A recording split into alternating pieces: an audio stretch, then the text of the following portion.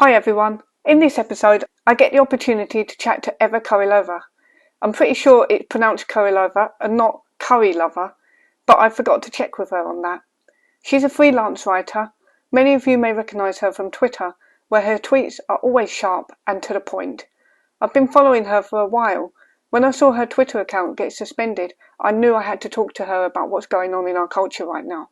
We discuss a lot of things in this episode, everything from cancel culture, psychedelic drugs, gas prices, relationships and personality types. I hope you've got the kettle on. Sit down with a cuppa and enjoy this chat.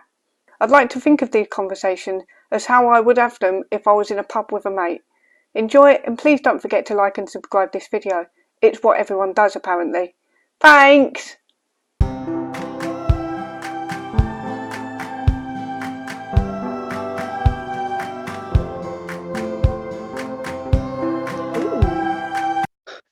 Oh, that's so good. We're here. Recording. We're live. We're here. Well, hello, not live. Eva. Hello. Is it Eva or Eva? Eva. Oh, bollocks. I think I heard someone say it was Eva the other day and then I've mixed it up in my mind. Who said it? Yeah, Shit. people are starting to catch on. I don't mind. But that is how you say my name. I misnamed you. You misnamed me. I should report you. Oh, fucking hell. Report me to Liberal Democrats on Twitter. Yeah, so you've been dealing with that. What is going on? Yeah, they've been fucking mental. Did you see that woman? Prue. I did. Yeah, I called her an evil toddler, I think. I called her a lunatic. I don't think she likes that. Thing is, for anyone who's watching that don't know what happened, she came to my wall, mouthing off, or my wall, that don't say wall on Twitter, do you? It's a different world. She came to my tweet, mouthing off, because I misgendered a convicted paedophile. And she came to me saying she's like constantly amazed at how I trample on people and do I not stop to think how it looks? Like, have you ever interacted with her? Have you ever said anything? No, I didn't know who she was. I've never seen her before. I didn't even know she existed. And then I tried to get out of her who it is that I'm trampling on, that I disagree with. And eventually she said it's her and all of my vitriolic tweets that are aimed at her. And I was like, well, that's not true, is it? Because I don't know who you are. Like, ridiculous. Yeah, I've been following that, yeah. Yeah, and there was somebody on her tweet, because she's been victimizing herself on her tweets, making herself into a massive victim. She has. And saying how she's getting like bullied by TERFs and stuff. And somebody said, oh, you should call the police. This is harassment. And I was like, do it. Call the police. Bring the police round here. I don't mind. I haven't done anything. Can you imagine that? The police knock on my door and go, I've had a report that you're not being very nice to paedophiles. You're trampling over them, in fact. You're trampling over them with your disrespect. And I'm pretty sure that happened to Posey Parker, Kelly J, didn't it? Yeah. She said something not very nice about paedophiles on the internet. And then some guy who I can't say for sure is a paedophile because I don't know, but it just sounds like a little bit of a Nancy thing to do, to phone the police and be like, oh, she's not being nice to paedophiles. Actually, I'm quite surprised at the amount of people that are genuinely trying to put forward an argument that I should be more respectful no matter what the crime's being committed. Is it more than just her? Are you getting that from there's quite a few people putting forward like the human decency argument, basic human decency, basic respect, like as if this is like the bare minimums that I could ever give somebody. But the thing is, I just don't see it like I even owe somebody that I don't know who's in a prison somewhere for being a paedophile. Like, I don't owe them any sort of decency or human respect or anything. I don't know the guy, and he's never going to read any of my tweets and be upset. And if he does, he'll probably phone the police because that's what these people do, and I'll just laugh at them. No, that's the thing. You don't owe him anything. You don't owe these people who are offended anything, and they're acting like you do, and it's ridiculous. Like, I can't wrap my head around it. That they're willing to defend him. I can't either. And I think people don't understand the concept. Like, I think I come across pretty harsh sometimes when I say I don't owe anybody respect. But the reason I say that is because that's something that's earned. Like, obviously, I will be cordial to people when I first meet them. But respecting them as a person is it feels like something that you earned and that is mutually given. If that makes sense, because I can like somebody, I can say I don't know anything about that person, I'll be respectful, but like actually respecting them and thinking this person's great, I'm going to honor them in some sort of gesture to show my respect, that's something that's earned. I totally agree. It's different. I spent a lot of my life being kind of like a doormat and thinking kind of the same way, like, yeah, you're supposed to respect everyone, be nice to everyone, and it's been really hard to come out of that. And so now I won't apologize at all.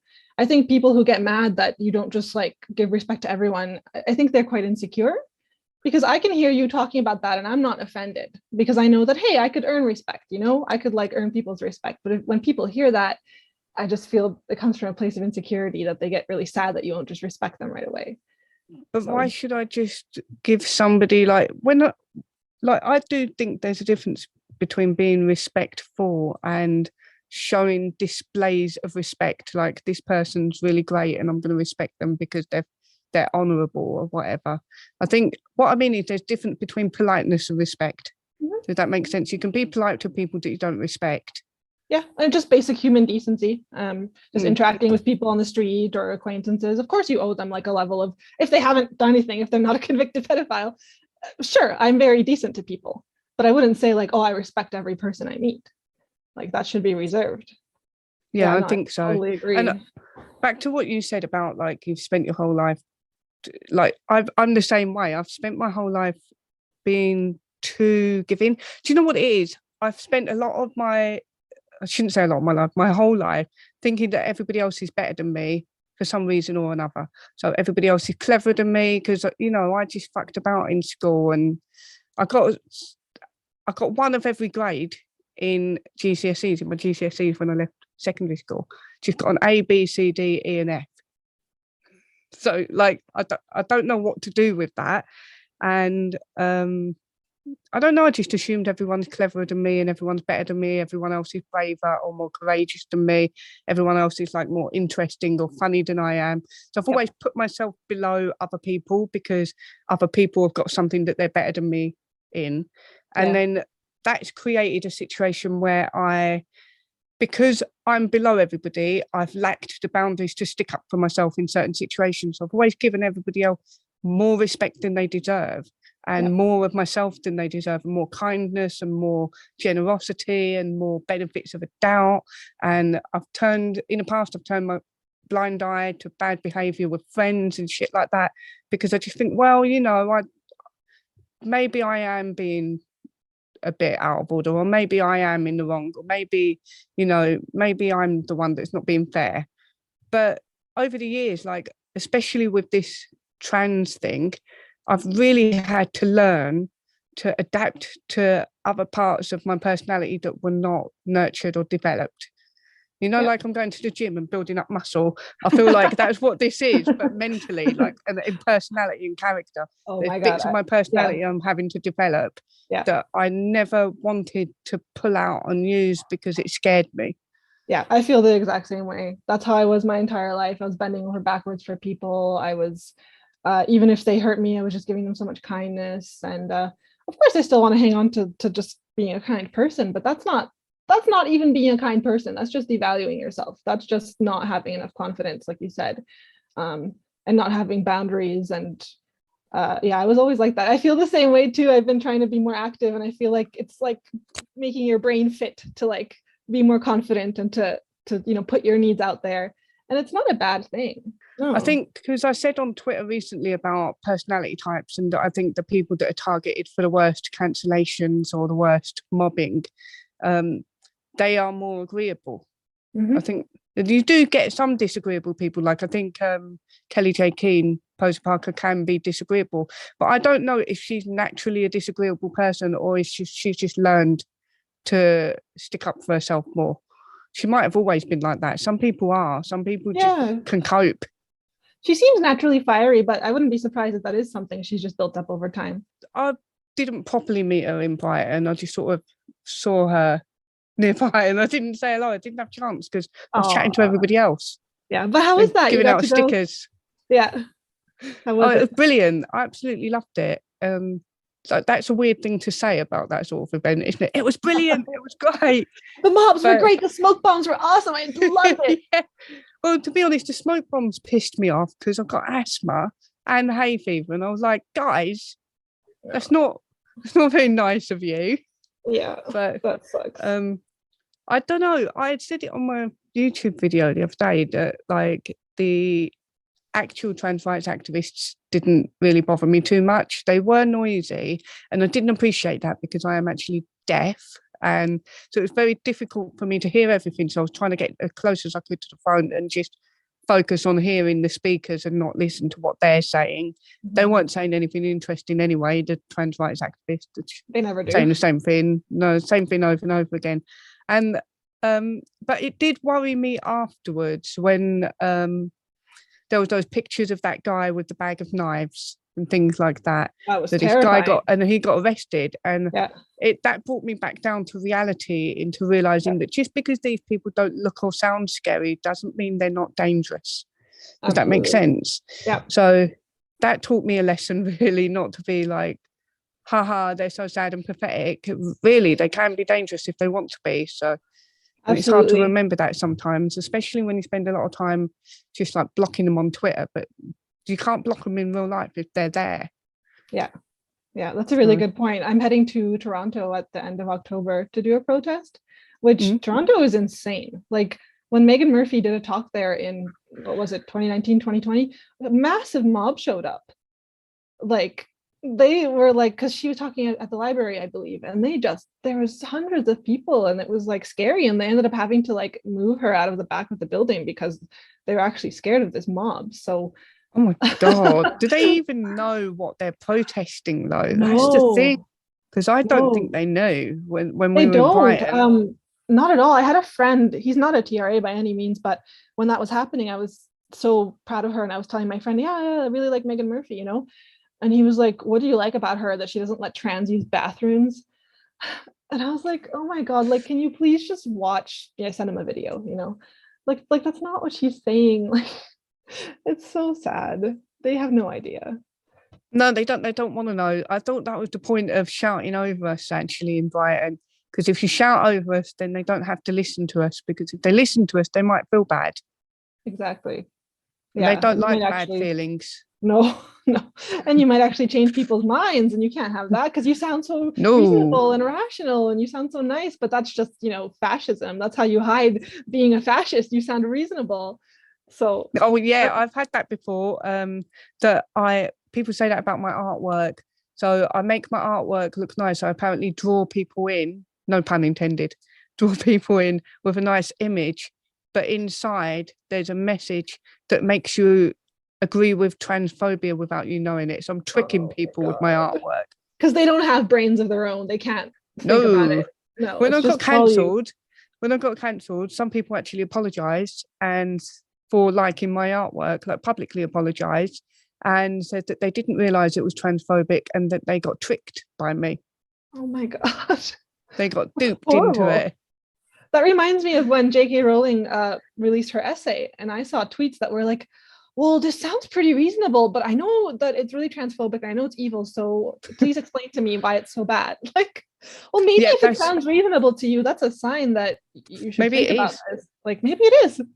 But the thing that puts people off about trans rights activists or any sort of authoritarian really is that their demands are unreasonable, and people recognise that, and they feel uncomfortable about it. But not everyone's got the balls to say something. Hey. No, they don't.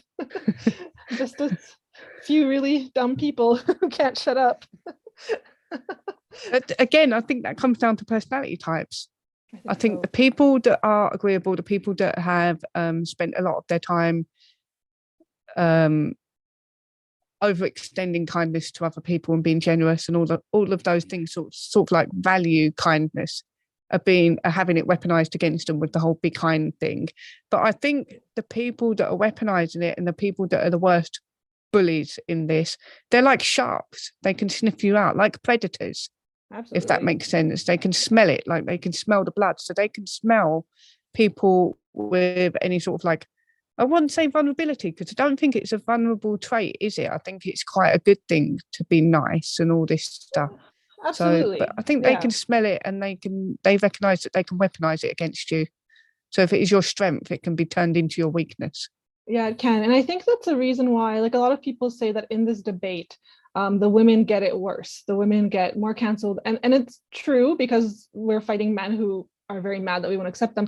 But I think it has a lot to do with the agreeableness and the kind. I mean, women are more agreeable. Like, yeah, women are. But if you notice, the men that get the most cancelled, like Graham Linehan, I'm sure he won't mind me saying this, Graham Linehan and even Jordan Peterson are quite agreeable men. They are. They're like, even Jordan Peterson gets into so many fucking arguments and he's always getting into scraps, isn't he? But I sense it in him, and he's said it himself that he's genuinely quite an agreeable person and he doesn't like the conflict. And I relate to that because I think I'm the same way. But I've learned to adapt to conflict. So I still don't like it, but I'm getting better at it. So be careful because I'm getting good at it. Not you, everyone else. Watch out. No, I used to, when I first got on Twitter, like I couldn't even, sometimes I wouldn't even look at like mentions if I was like fighting with someone. I was like, I cannot handle it. No, I didn't even know how to get onto mentions till the other day. I didn't even know it's a thing. I've never looked at it. Are you serious? That's why I think that's why I have such a good time on Twitter, because I never look at my mentions.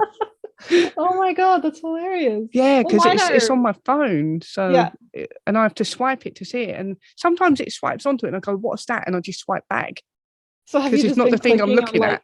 Have you just been clicking on your tweets and looking at the replies, or how have you? Yeah, I do what Joe Rogan calls a post and ghost. So I just post what I need to say and then I go and do something in the real life. I need to do that too. I really feel like I owe people like to see their stuff and to reply. And honestly, like I cannot keep up.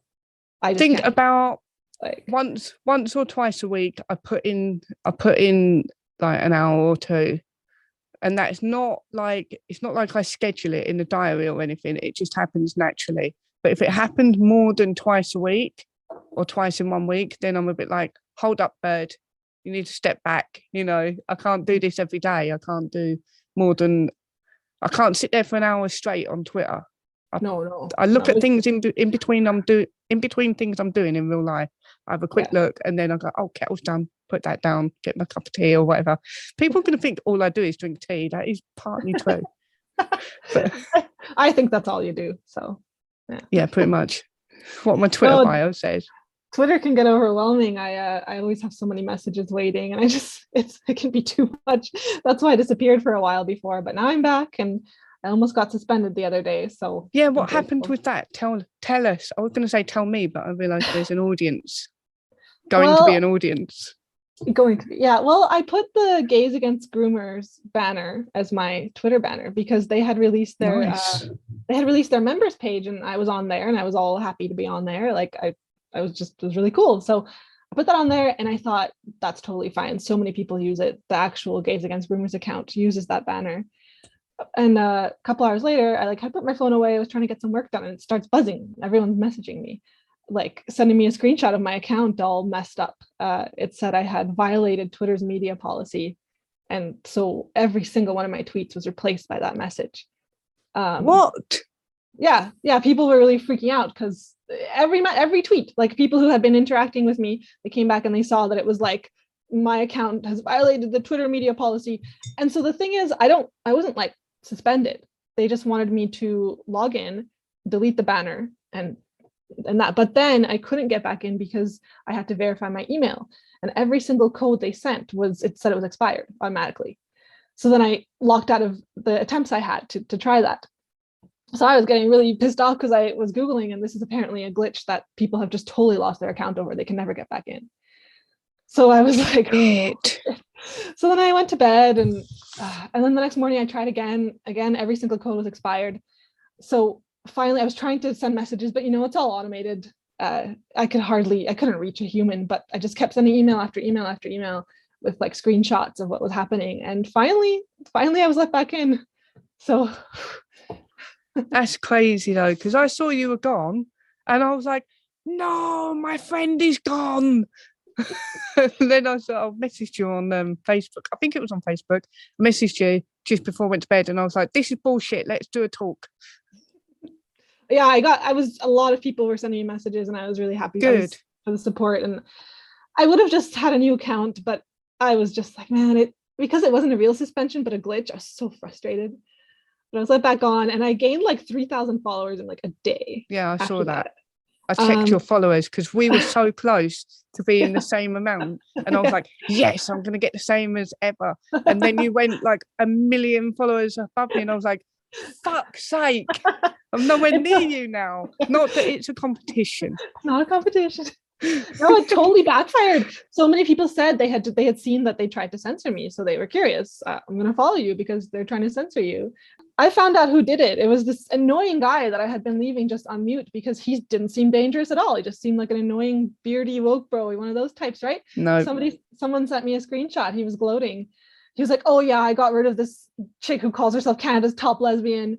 And yeah, I got her and she's gone now. And I was like, fuck you. No, you got to block these fuckers. I did. Yeah. Oh, I've started. That's what after I do.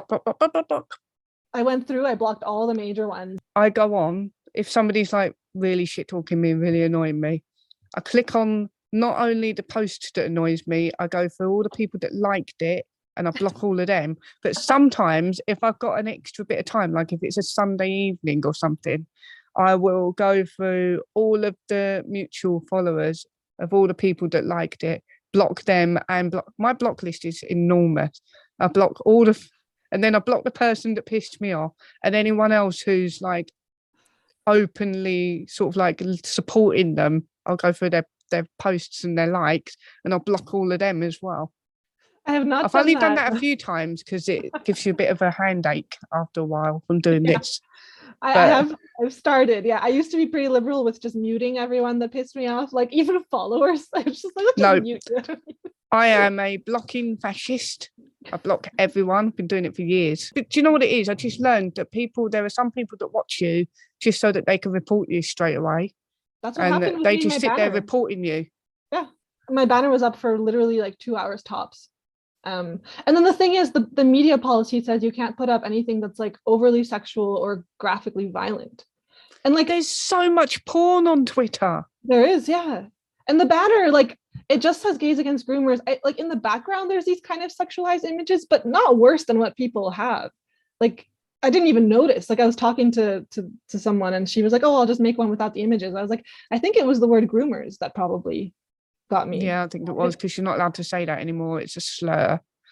Yeah, it's absolutely ridiculous. And by making it like an anti-LGBT slur, they're connecting it to gay people when it wasn't. Yeah, because that is what gays and lesbians and bisexual people have been wanting for years and years and years, to be associated with groomers. Yeah. I never, when this started being like said, I never felt it was connected to me or to gay men, or because they're doing this with pedophiles, aren't they? They're arguing that it's a sexuality. They're trying to. Yeah, it's disgusting, isn't it? Your face was like, which we cannot let them do, because then protections for sexual orientation will apply to those people. Like, we can't let them make that argument. And somebody made that argument to me about the paedophile that I'm not respecting, saying that it's homophobic, that I won't respect this paedophile preferred pronouns, and that it's disrespectful to the LGB and the T. So at least they separated the T. Jesus Christ. No, it shouldn't be connected to us. Like when this slur groomer started being tossed around, I was working on a series of articles about teaching like gender in our schools here, and I was just thinking to myself, like, these people are groomers. Like, it doesn't matter what their orientation is, like that they're grooming children. And yeah, they absolutely are, though. They are. No. And I think that's a powerful thing. If you can stop people from saying what's going on, then you basically have got a lot of power. Yeah, that's exactly what they're trying to do. It is frustrating being on Twitter. I was almost relieved when I was kicked off, because I try not to self-censor, but at this point I am, because so many people are watching me. So I'm even afraid to misgender just like public figures, because I know I could get reported at any time, and that sucks. Yeah, I did that to when the Sussex police put up that thing the other day saying about it, about this paedophile. I wrote, "He's a man. If you want to arrest me, I'll send you my address in private messages." And Oh, then did you see? thought afterwards, oh fuck, people are going to report me for that, for saying he's a man. Yeah, I they're thought, gonna come arrest you. that is going to come back to me in like a year's time, and I'll lose my account.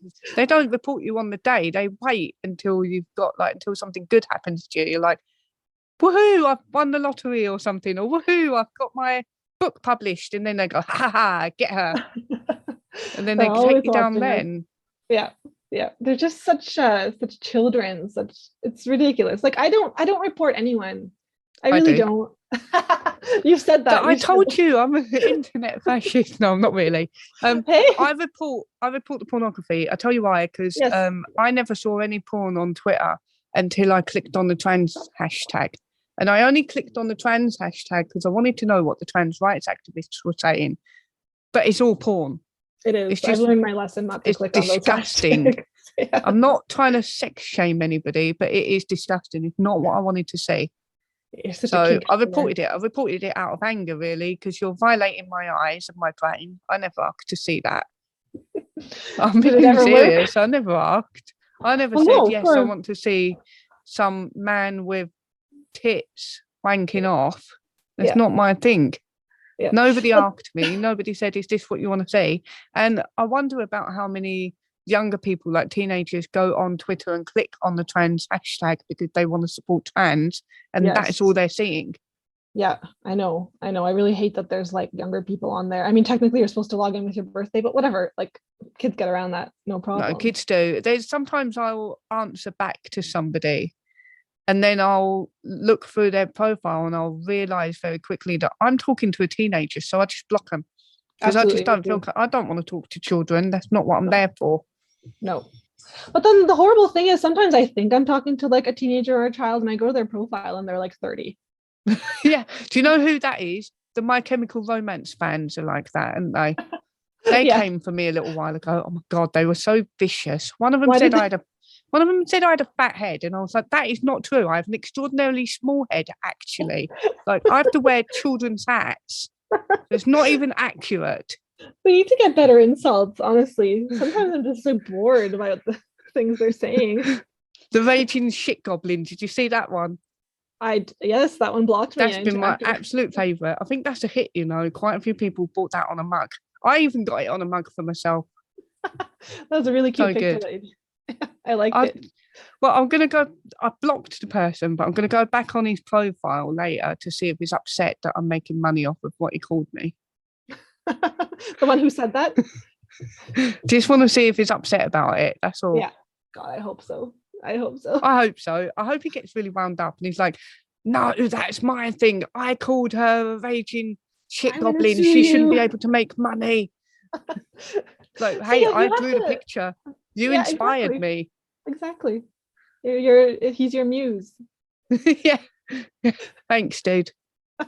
Yeah, you have to be able to laugh at these people because I notice some people take it really seriously when they get like mobbed by the trans or the anime profile pictures, and it's like they're just a bunch of sad people probably in their parents' basement. Like when I got cancelled, I took it proper serious because I felt like it was ruining my life, but I don't think it has. I think it's made a lot of things better for me, and in a way which is not what they'll want to hear.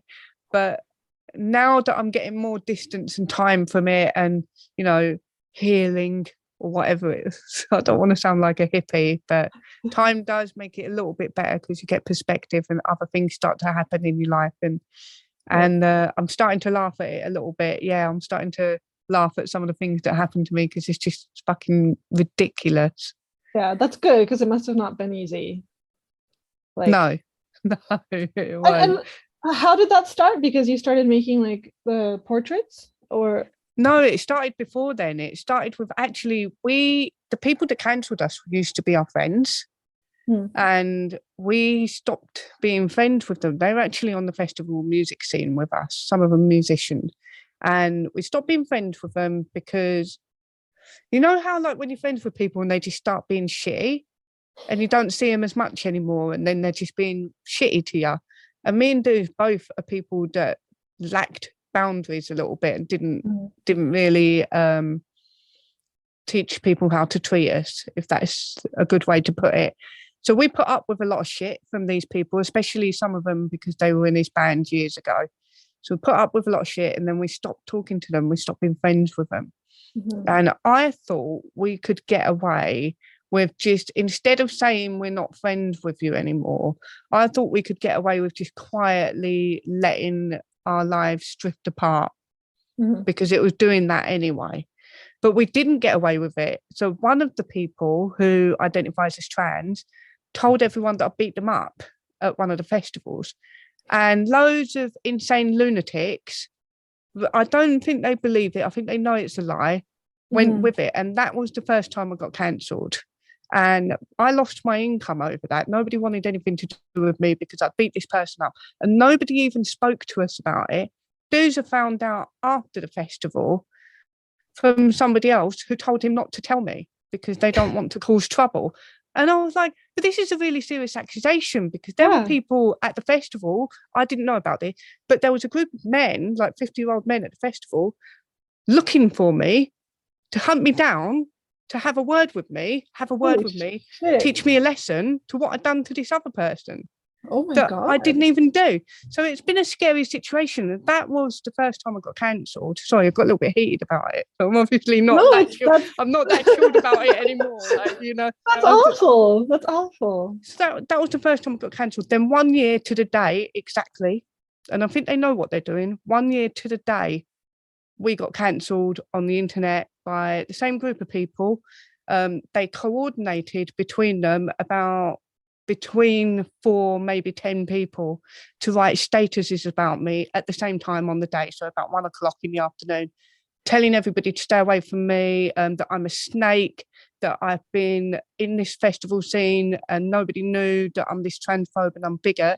And then the main guy who's instigated it, he told people that I have been stalking and abusing and harassing him in private for years, and I've made him suicidal. And now he identifies as trans as well now.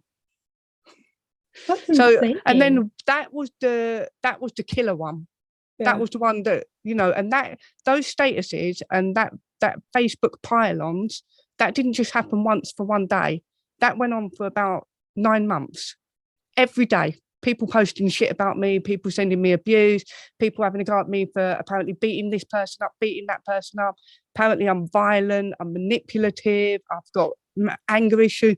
And I heard, so some people came forward as well. There's this one guy that knew us locally, and he said that he'd been down the pub, and the guy that instigated it years ago, this was years ago, before we even got cancelled, before we even stopped being friends with him, he had been telling everyone down the pub that I've been radicalised by the far right on the internet. This was before I even knew about trans stuff, right? I've been radicalised by the far right on the internet, and I've got anger issues, and that I'm abusing Doozer. And that he and a few others of our friends had organised an intervention for me to go to rehab for my anger issues, and that I'd flipped out at them and I wasn't having any of it. And that's why we weren't friends anymore. So this was before the trans stuff. This never happened, by the way. This never happened. Of course. I only just found out about it like a year ago, and I was like, what the fuck? And then one of the other women that's involved, I heard that 8 years ago, because we've known some of these people a long time, 8 years ago, she told somebody else when he first met me and when he first met Dooz, that I was abusing Dooz and that Dooz was too scared to leave me, and everybody's worried about him. And that was when he first ever met us. He was told by this other person. So these people have been saying shit like that about me for years. And me and Dooz didn't even know. So me and Dooz have been like really hurt about it, because these people are people we went out of our way to help. We like got them gigs. We took them on tour with us. We did loads of shit for them that we didn't have to do. Why? And like what is years? What is their issue? What, they're just insane? Like I don't know. I've got some theories, but I don't really want to go into theories, because that's like gossip, or not gossip. What is it called? It's not true, is it? If it's a theory, so I don't want to go into theories on screen, but yeah. I do think there are jealousy issues. Mm-hmm. I do think there's jealousy issues. I don't think there was a lot of language about when I got cancelled the second time. There was a lot of language around I need to be knocked down a peg. I need to be taught. I need to be taught a lesson. Right. So and the other phrase that came up a lot was that I need to be put in my place. Mm-hmm. So I think there was a bit of jealousy and tall poppy syndrome. Do you know what that is? Yeah, I know what that is. Yeah. So where you get a little bit like you start to be successful and people want to cut you down. That was what was happening to me and Do's, and I think they cut us down. I think that's what happened. And me drawing the portraits and me saying that men are not women, that was a very useful weapon to kill us off with and come out as heroes as well. Right. Because a lot of this stuff was going on behind our backs, like I just said, for years. And then when they did it publicly, they used she's a transphobe. Yep. And then people were on their side. But I don't think it completely worked. And I think that's why they fell back on she's been stalking me, she's bullying me, she's made me suicidal. So I have about at least 4 people claimed that I beat them up. So there's because of that. And apparently I've been stalking for at least 4 or 5 years, about 4 or 5 trans people. I've been stalking them, making their lives hell, making them suicidal. So I think these stories are made because not everyone is going to go and join forces with them just because I don't believe the same thing they do. But if they think that I've done horrendous things to people because they're trans, then they're going to be more likely to be on these people's side, aren't they? Because if it was me, I've thought about this a lot, as you can tell. If it was me and I heard so-and-so doesn't believe in my religion or so-and-so doesn't believe the same thing as me and I think that's wrong, I wouldn't be on that person's side. I wouldn't be thinking to myself, yeah, we need to teach that person a lesson because they need to think the same as us. Mm-hmm. But I think any reasonable person, if they'd heard that your friend got beaten up by this person, you might feel a certain way about it. Now, I wouldn't take that person's side because of what I've been through, but I wonder if maybe 10 years ago, would I have taken that person's side? Maybe. I've always been one to take things with a pinch of salt and see for myself. So there has been that. And that's for proof too. But maybe I would have felt, well, nobody asked for any proof ever. And the person who cancelled me the first time by saying that I beat them up at a festival admitted to a select few people that it wasn't true. And then those people admitted to Doozer that it's not true, but told him that I'm not allowed to talk about it. And then when I did talk about it on Graham Linnington's show, I was publicly accused of criminal slander, and Doozer was accused of participating and enabling a crime to happen because I'm talking about it. And they said that they said on Facebook that this has been privately handled and that I have agreed not to speak about it. So they're trying to make it out like we've had an out-of-court settlement. Oh my God. Which is fucking insane because these people have never spoken to me about it. Not one of them has come to me and said, did you beat so-and-so up? What they did was not talk to me anymore and then publicly tell everyone else that this is what I did. And then they started saying things like, Doozer knows the truth. Somebody needs to get Doozer to tell the truth. He's just too scared, but tell him not to be scared. We'll all be there for him when he tells the truth about her. And they were saying, he needs to expose her. He needs to expose her. And me and Dooz were like, what is this? You're so desperate to lie and get between us. But I don't know why all these other people joined in. You know, they're not young. They're in their like 40s and 50s. So these are older people that should know better. And some of them got kids my age and they're going after me. And I'm like, would you do this to your kid? How would you feel if somebody your age was going after your kid like this? Yeah. You know? But I'm so sorry for ranting about that. This is meant to be a lovely little chat about you. That is totally fine. No, it's about you too. We're just talking. I can't believe you guys had to go through that. Just legit got triggered. Yeah. Well, I'm glad you guys seem solid and that he's not. I mean, how long have you been together? 10 years now. Yeah, so that's 10 solid. years. Yeah. And it feels like it's been 10 days, but it also feels like it's been 10,000 years at the same time, if that makes sense. No, I know exactly what you mean. I've been with my partner for 15 years. Wow, that's pretty good going. Well done. Pretty good, yeah. Yeah. And I would totally say the same. It feels like 10,000 years that were like 15 seconds. Like, yeah, it does. It's really strange. You know? Oh, sorry, I didn't mean to interrupt. Oh, no worries. No worries. I just feel like that's why we've lasted so long, because there is still this element of a freshness, you know, and but also like, oh, you're my best friend and you're like my home, and like, so it's really I felt that when I went to Brighton, because we used to live in a van, so we lived in a van for 7 years, and now we live in a flat, but we lived in a van, so we've lived in a small space together for a really long time. We've been like joined at the hip basically. And so when I went to Brighton, he went to a festival, so we were away from each other for 4 days. That's the longest I've been away from him since the start of our relationship. I was like, and I actually felt like a bit of me was missing. I know that is really cheesy and something that people say in films and stuff like that, but I genuinely felt it. I was like, it just felt like it was weird. It was really weird being around people and being like, I know who I am, because I know who we're not like morbidly codependent in that sort of way. So I know who I am. I'm secure in who I am, but it doesn't feel right not, doing things like glancing over to him when somebody says something and he knows what I'm thinking. Just little things like that, having those little glances across the room, or I say something and he knows what I mean, or he overhears somebody saying something to me and we look at each other. I didn't have anyone to look at like that. I didn't have anyone to sort of do the little mind reading thing. I was a bit like, oh, this sucks.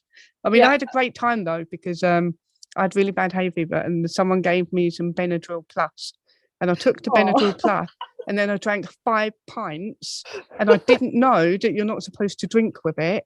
You are not. No. I had no idea. I thought it was just like normal hay fever tablet. I looked it up afterwards, and apparently you're not supposed to drink on any hay fever tablet, but I've been drinking on hay fever tablets for years. That might be why I'm crazy. But the Benadryl Plus was nuts. I can't have Benadryl. It makes me totally high, like just on its own. Yes, that's what it did to me. I was like, I feel like I'm on drugs. Not that I've had like loads of experience of drugs, because I haven't, because I'm a wimp. But I feel like I'm on drugs. And I was up till 4 a.m, completely wired off my tits. And then I looked it up on Google, and it said, no, not Google, it's on I think it was in the booklet. I looked in the booklet and it said, not to mix with alcohol may cause excessive alertness. And I was like, I'm so alert, it's unreal. I just can't believe how alert I am. That is the opposite of what I would expect. I would think you would just fall asleep. Not excessive alertness. Fucking wide awake, and I was talking shit to everyone. I was like a little bit embarrassed afterwards. So I don't think I was too bad. I had a nice time. Was that during things during the event itself that you were? Yeah, afterwards when we went to the pub, I had 5 pints. I was drunk on the first pint, but then people kept buying me pints, and I've got a problem with saying no to drink. So what I did, this is clever. I'm really proud of myself.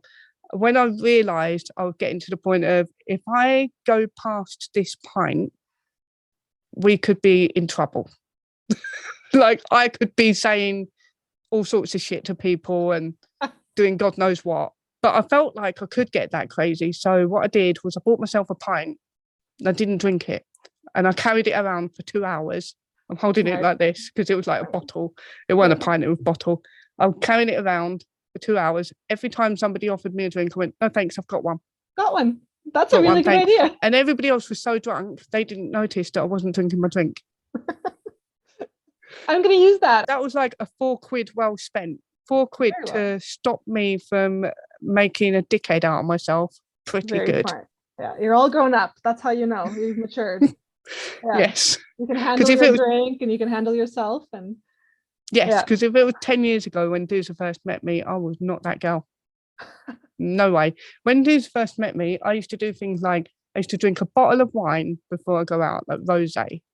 And then the difference, like when I was like, ooh, French people drink wine and they're all artists and I'm an artist, so I should drink wine. Such a wanker. bottle is a lot. But the thing is, you have to drink the bottle. I learned this. You have to drink the bottle because it tastes shit the next day. Well, you should share it with someone. You don't have. I didn't think of that, did I? I didn't think. So I had a bottle of wine while I was getting ready to go out. So that was my put a playlist on, do my hair, blow dry my hair and all that, drink a bottle of wine. And then I'd go out and I'd drink beer, but I'd also get vodka shots and Sambuca shots. Wow. And I'd drink all the Sambuca shots. And then when I was sick, because I used to go to the toilet and be sick, I'd be like everywhere. But I would buy a shot of vodka before I'm sick. And then I'd be sick in the toilet, right? And then I'd use the vodka shot to wash my mouth out in case anyone wants to kiss me. That's too much. That's when Susan met me. Did he change you for the better? I got him so drunk once that he was on stage playing a gig and someone walked past him while he was playing his guitar and he just fell flat on his face. That's how drunk he was.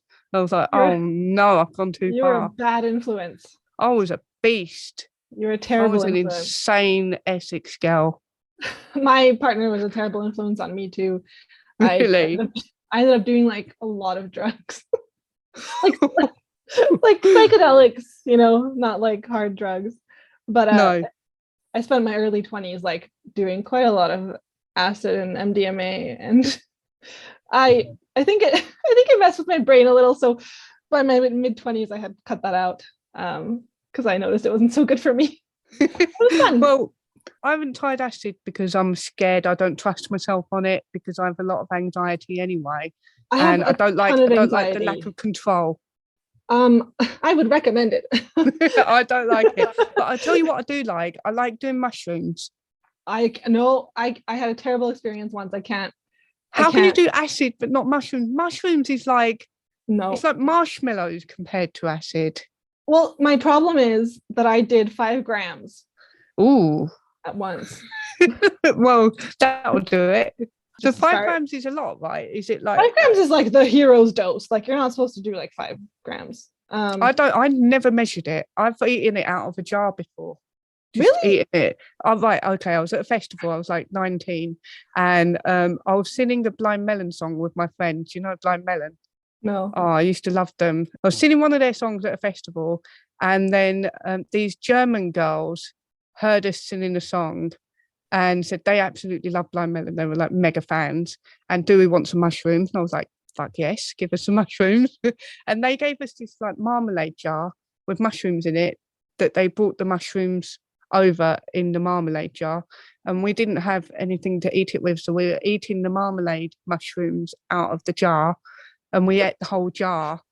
And that was a weird night. That we went to, I remember, all I remember doing is seeing Muse. Do you know the band Muse? Yeah. This showing my age. This must have been like 2007 or something. I think I've seen them live. I think if this I saw them. And there was, on the big speakers, there's what are those little things on the speakers called? They're like octagon shapes, like the cover on the speakers. I'm not sure. I was on mushrooms and I was counting the sides on the octagons. And I know octagons have 8 sides because it's like an octopus, right? And every time I counted the sides, it had a different number. I couldn't figure it out. So I was like going to people. Muse were playing like all their sort of like apocalyptic, anxiety-ridden songs, like dramatic as fuck. And I was fucking like, mate, I was tapping people on the shoulder going, mate, this is right, listen. How many sides on that octagon are there? And they were like, what are you on about? Look at that speaker. How many sides are there on that? And then somebody come up to me and went, is your friend okay? And my friend was just standing there going, but he couldn't be sick. He was just going, like that. And I was like, what the fuck are you doing? Like, you need to chill out. But it was a weird night. And then that's mushrooms, yeah. Yeah. And I went back to the tent, right? We both went back to the tent. And I had like a really weird sleep because I kept going to sleep for a bit and then waking up and talking. We were having like these really deep chats. And then all of a sudden, I got woken up by someone unzipping the tent and going, hello, hello. And I went, hello. And my friend wasn't there, right? But I'd been talking to him on and off for ages. And these boys opened the tent, and he had my friend, who's also a boy. And they said, we found him locked in a toilet, talking to himself, trying to get, like, couldn't figure out how to get out. They had to unlock him out of the toilet and then help him get back to the tent. So he eventually came back to the tent. And the next day we were both like, what the fuck was that? Like, that was my first time on mushrooms. We just ate it out of a jar and had a wild time. You must have actually had quite a few grams then, because that sounds pretty crazy. I've never had that on LSD. That's the thing. When I do mushrooms now, me and Doo's just microdose it. So I don't have anything crazy now. I just sit back, there's a fire, we hang out, we talk, we have a lovely time. Do you know what happens to me when I'm on mushroom? This happens to me. Like, my shoulders go down and I'm just like really relaxed. I'm not like this anymore. I just go. That's good. Yeah, just totally relaxed, have a cup of tea, look at the fire, all that stuff, except for that one time when we were in the woods and I saw the cat with the human face. I wasn't the only one who saw it either. So it's definitely a thing. That sounds fun. Other than that, it hasn't been too wild for me. Like, I don't really like drugs because I don't like not being in control. Like, I tried weed, but it just makes me really anxious and paranoid and really nervous. I can't anymore. It triggered like such a major depressive episode for me. Like, it's not to take lightly. It really did, because I have anxiety problems, and every time I would do it too, I would get super anxious, but that would tip over into depression. And I had one time I totally had like a mental breakdown. It triggered such a massive depressive episode. And maybe I would have been like this without weed or not, but I still struggle with that every few years. And will never smoke again. Like, I just can't. Yeah, I'm the same way. And I actually legitimately get a little bit envious of people that can smoke weed, because me too. I know a lot of people that smoke weed and it helps them to think better. And there's like a little bit, or they say it helps them to think better, a little bit more of a creative edge, and that they smoke it when they're writing their songs, or they smoke it when they're drawing their pictures. And I get a bit envious of that, because I know that if you just smoke weed, you don't smoke tobacco. It's so much better for you than drinking alcohol. And I can't do weed. I can do alcohol, but I can't do lots and lots of it anymore, because that makes me anxious too. That's why I stopped after I had 5, because I was like, I don't usually drink 5 anymore. So when I realised I'd had 5, I was like, that's too many. I need to stop now. But luckily, I'm wide awake on Benadryl. Oh my God. Yeah, my problem is that if I do drink, that's when I'm not feeling anxious. So that's why it's a scary kind of like too appealing to me. If I have it in the house, I will drink. So I try not to. It socially is great. But yeah, like back when I was depressed, that was kind of, I was starting to get a little bit too much into alcohol, because that allowed me to just have a good time and not be so in my head, you know? But I realized that I could really develop a problem with this, because it makes me feel good when I don't. Yes. Actually, alcohol really takes the edge off for me. It really, really alleviates my anxiety. And I used to do a lot of my drinking on my own before I go out. And there were times when I was young, before I met Doo's, when I drank on my own just because. And there were times I remember thinking that I preferred that to going to the parties. But I'm glad I don't do that anymore, because I don't think that's a healthy place to be. And there are other ways to alleviate anxiety, you know, like not eating shit all the time, and maybe going to the gym and going to walks. Working out, exactly. Yeah, it really helps. Like, I've been doing more of that too. I'm just trying to get healthier, and it's good. I've got my dog. I walk her all the time, so that's much better than drinking. Yeah, definitely. I agree though. Like, I have been a bit patchy with going to the gym this summer, because I've got hay fever, and that really sucks. It's never ending. And also because it's summer, I've had a lot of events and things to go to, because it's like, hey, it's summer and everybody's forgotten that COVID exists, so let's go out. Yes. And so we've been out and we've been drinking, and not excessively, but like, we'll go out, we'll have drinks, and then because I've had a drink, I won't go to the gym the next day, because it's not a good way physically to be, right? Is you're not going to get a good workout. So because of that, my gym started getting a bit patchy, And then this week, I've not been to the gym at all this week or last week because I was so ill with my hay fever, lost my voice and everything. And I really felt it this week. I was like, oh my God, all these like feelings are happening during the day that I haven't had for a while. And I need to get back in the gym. But I didn't realise like how much it would genuinely affect my well-being in that sort of way. It does, yeah. I'm sure you'll get back into it. Oh, I will. I'm back in on Monday. Well, as long as I can breathe out of my nose. I can't breathe out of my nose at the moment, but there's nothing in it.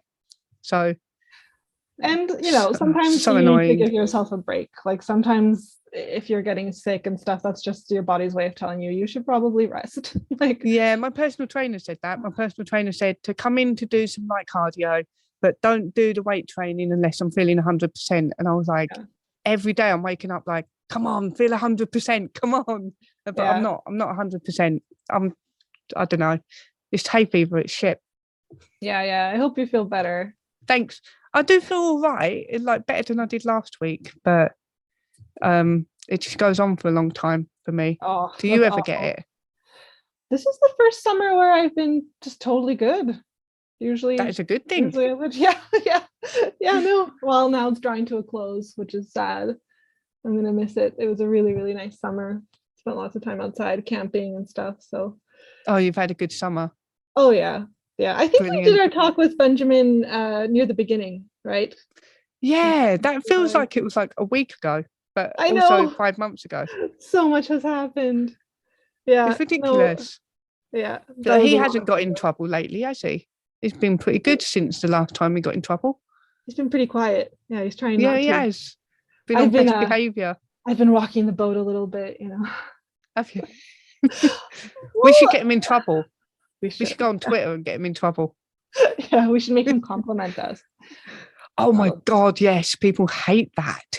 People hate that. It's the worst. So do you know so what? Toxically masculine. Do you think there is such thing as toxic masculinity, or do you think we're over prescribing it?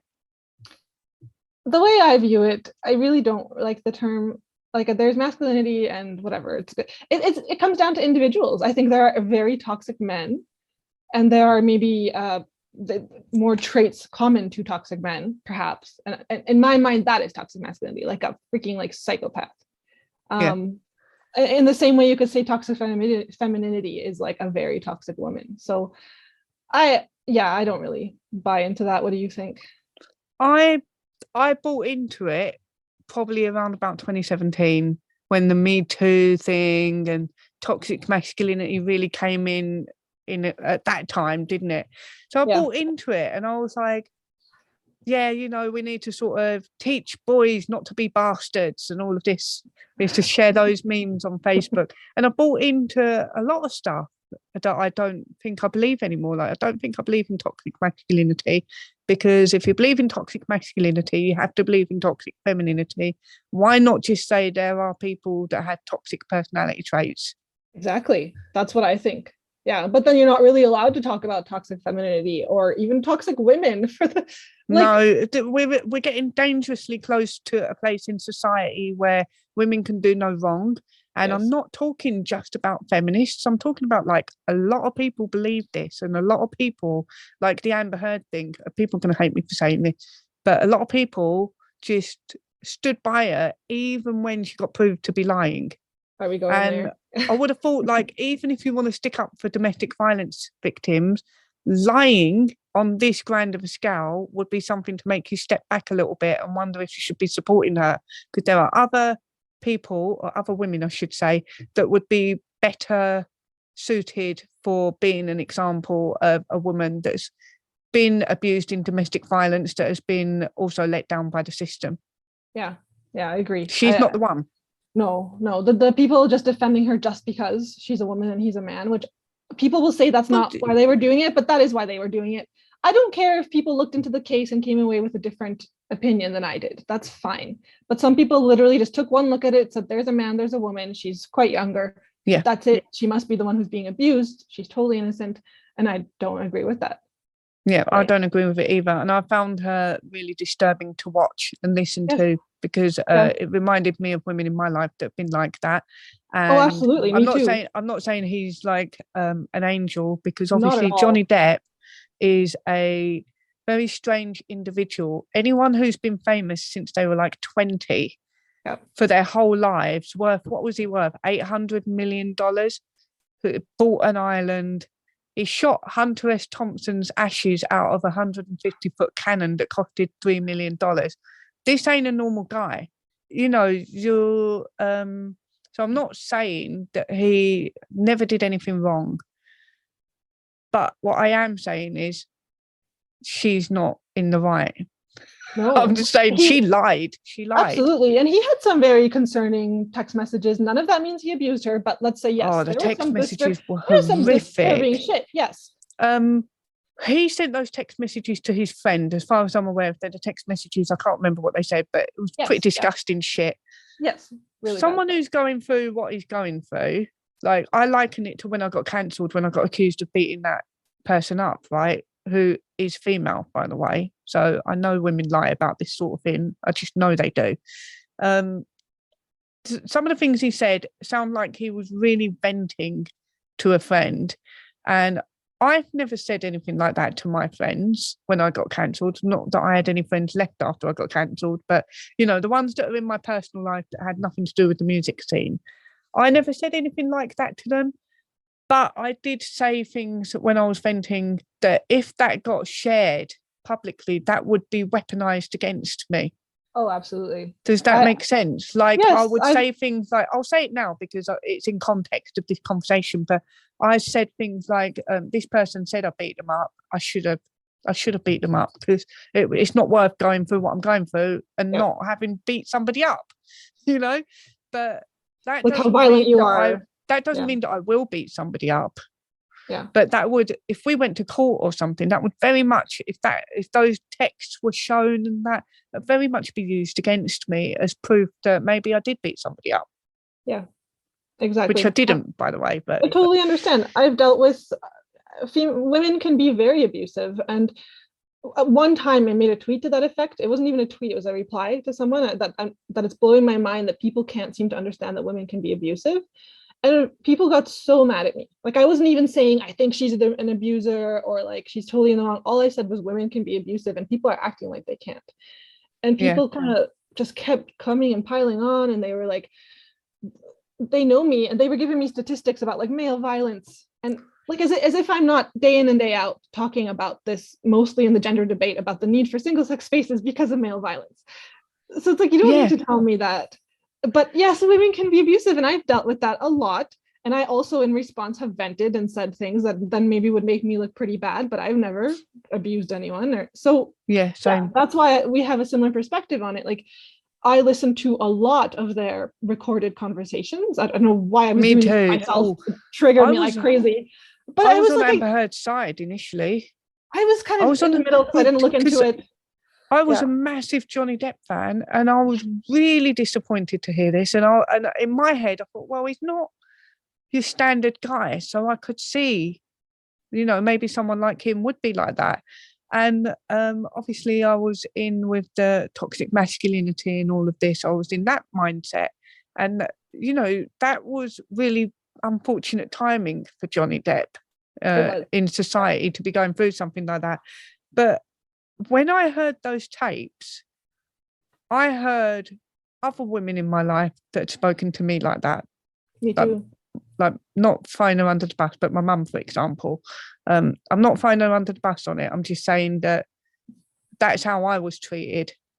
And when I heard those tapes, that took me back, and I was like, fuck this. That's really bad, the way she's talking to him. And regardless of whether it's like both ways or not, she's been caught on tape being really abusive. And what I mean by regardless of if it's both ways is, on the tapes, I didn't hear both ways. No, I didn't either. I didn't hear both ways at all. Not on any tape. For example, he got really angry and pushed her out the way one time, that's it forever now. He's put his hands on her. So that discredits him. And unfortunately that happens. And I know a lot of people flipped that around and said, well, what if Amber Heard just got pushed and pushed and pushed, and then she had enough, couldn't handle it anymore, and that's why she said those things on the tape? Yes, people are flipping that around. People that talk like that, the way she spoke, that isn't out of nowhere. She's talked to people like that for years and years and years and got away with it. Absolutely. That don't come out. You don't just one day wake up and decide that you're entitled to talk to someone like that. Yep. No, the commentary on that from people disappointed me so bad. Like, there was one tape where she's like, there's one tape where she's like begging him not to leave, even though it's so destructive. He just wants to get out of there because they're going to explode, and he probably knows he might explode, and he wants to go. And she's like begging him, which is very abusive, that you're not letting someone have that space. And I saw like some radfems on Facebook talking about like, well, yeah, he's being the narcissistic abuser because he's not being emotionally available. And I'm like, what's happening in the situation? You don't have to be emotionally available to somebody who's treating you badly. He's trying to leave. Maybe he knows that he wouldn't be nice if he keeps staying, and he's trying to go away, and she is manipulating him. Like, those tapes were very triggering for me. Even if they're arguing and he's in the wrong in the argument, he still has the right to walk away. Yes, he does.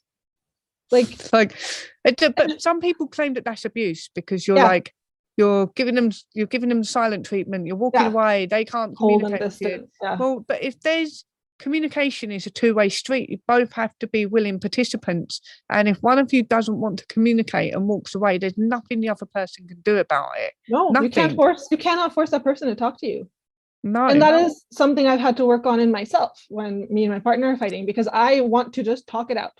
I just want to get it over with. This is me too. He sometimes can't. And I hate myself for the times that I force the issue and not let that space happen. So to hear her on those tapes, the same thing to do, because I am very I am the sort of person that if I've got something to say, I'll say it. I'll get it all off my chest. I don't like holding anything in, because I don't like that. Whereas Doozer, he's not holding it in, he's thinking. Yeah, he likes to have a bit of time and space to think about the argument or think about what his position is going to be before he says something back to me. Whereas I'm like, these are all the problems. These are all the things. But we're having to negotiate that between us. Like, we're having to go, right, well, this is your personality type, is that you need to step back and think, and my personality type is that I need to get it off my chest. So one of the negotiations we've got is that I will say what I think, but once I've had my say, I have to wait. Yeah. I've had my say now. I have to wait. We've come to the point where I'll let her just go away, or I'll leave, but it can't if she calms down, will come to me and we can try to sort it out. She won't leave me for a whole day just waiting. And so we discussed that. But no, that's why when I heard her on the tapes, she admitted that she followed him from room to room in an argument once, right? He was trying to hide in bathrooms. He was trying to... That's so combative as well. You're physically that makes me feel physically tense. Because that, to me, when you're following me around and invading my personal space like that, and we're in a conflict, it makes me want to fight. Yeah. And the few times that I've gone too far and I haven't allowed my partner to get away, and I have started to follow, I hate myself for that. That's a terrible thing to do.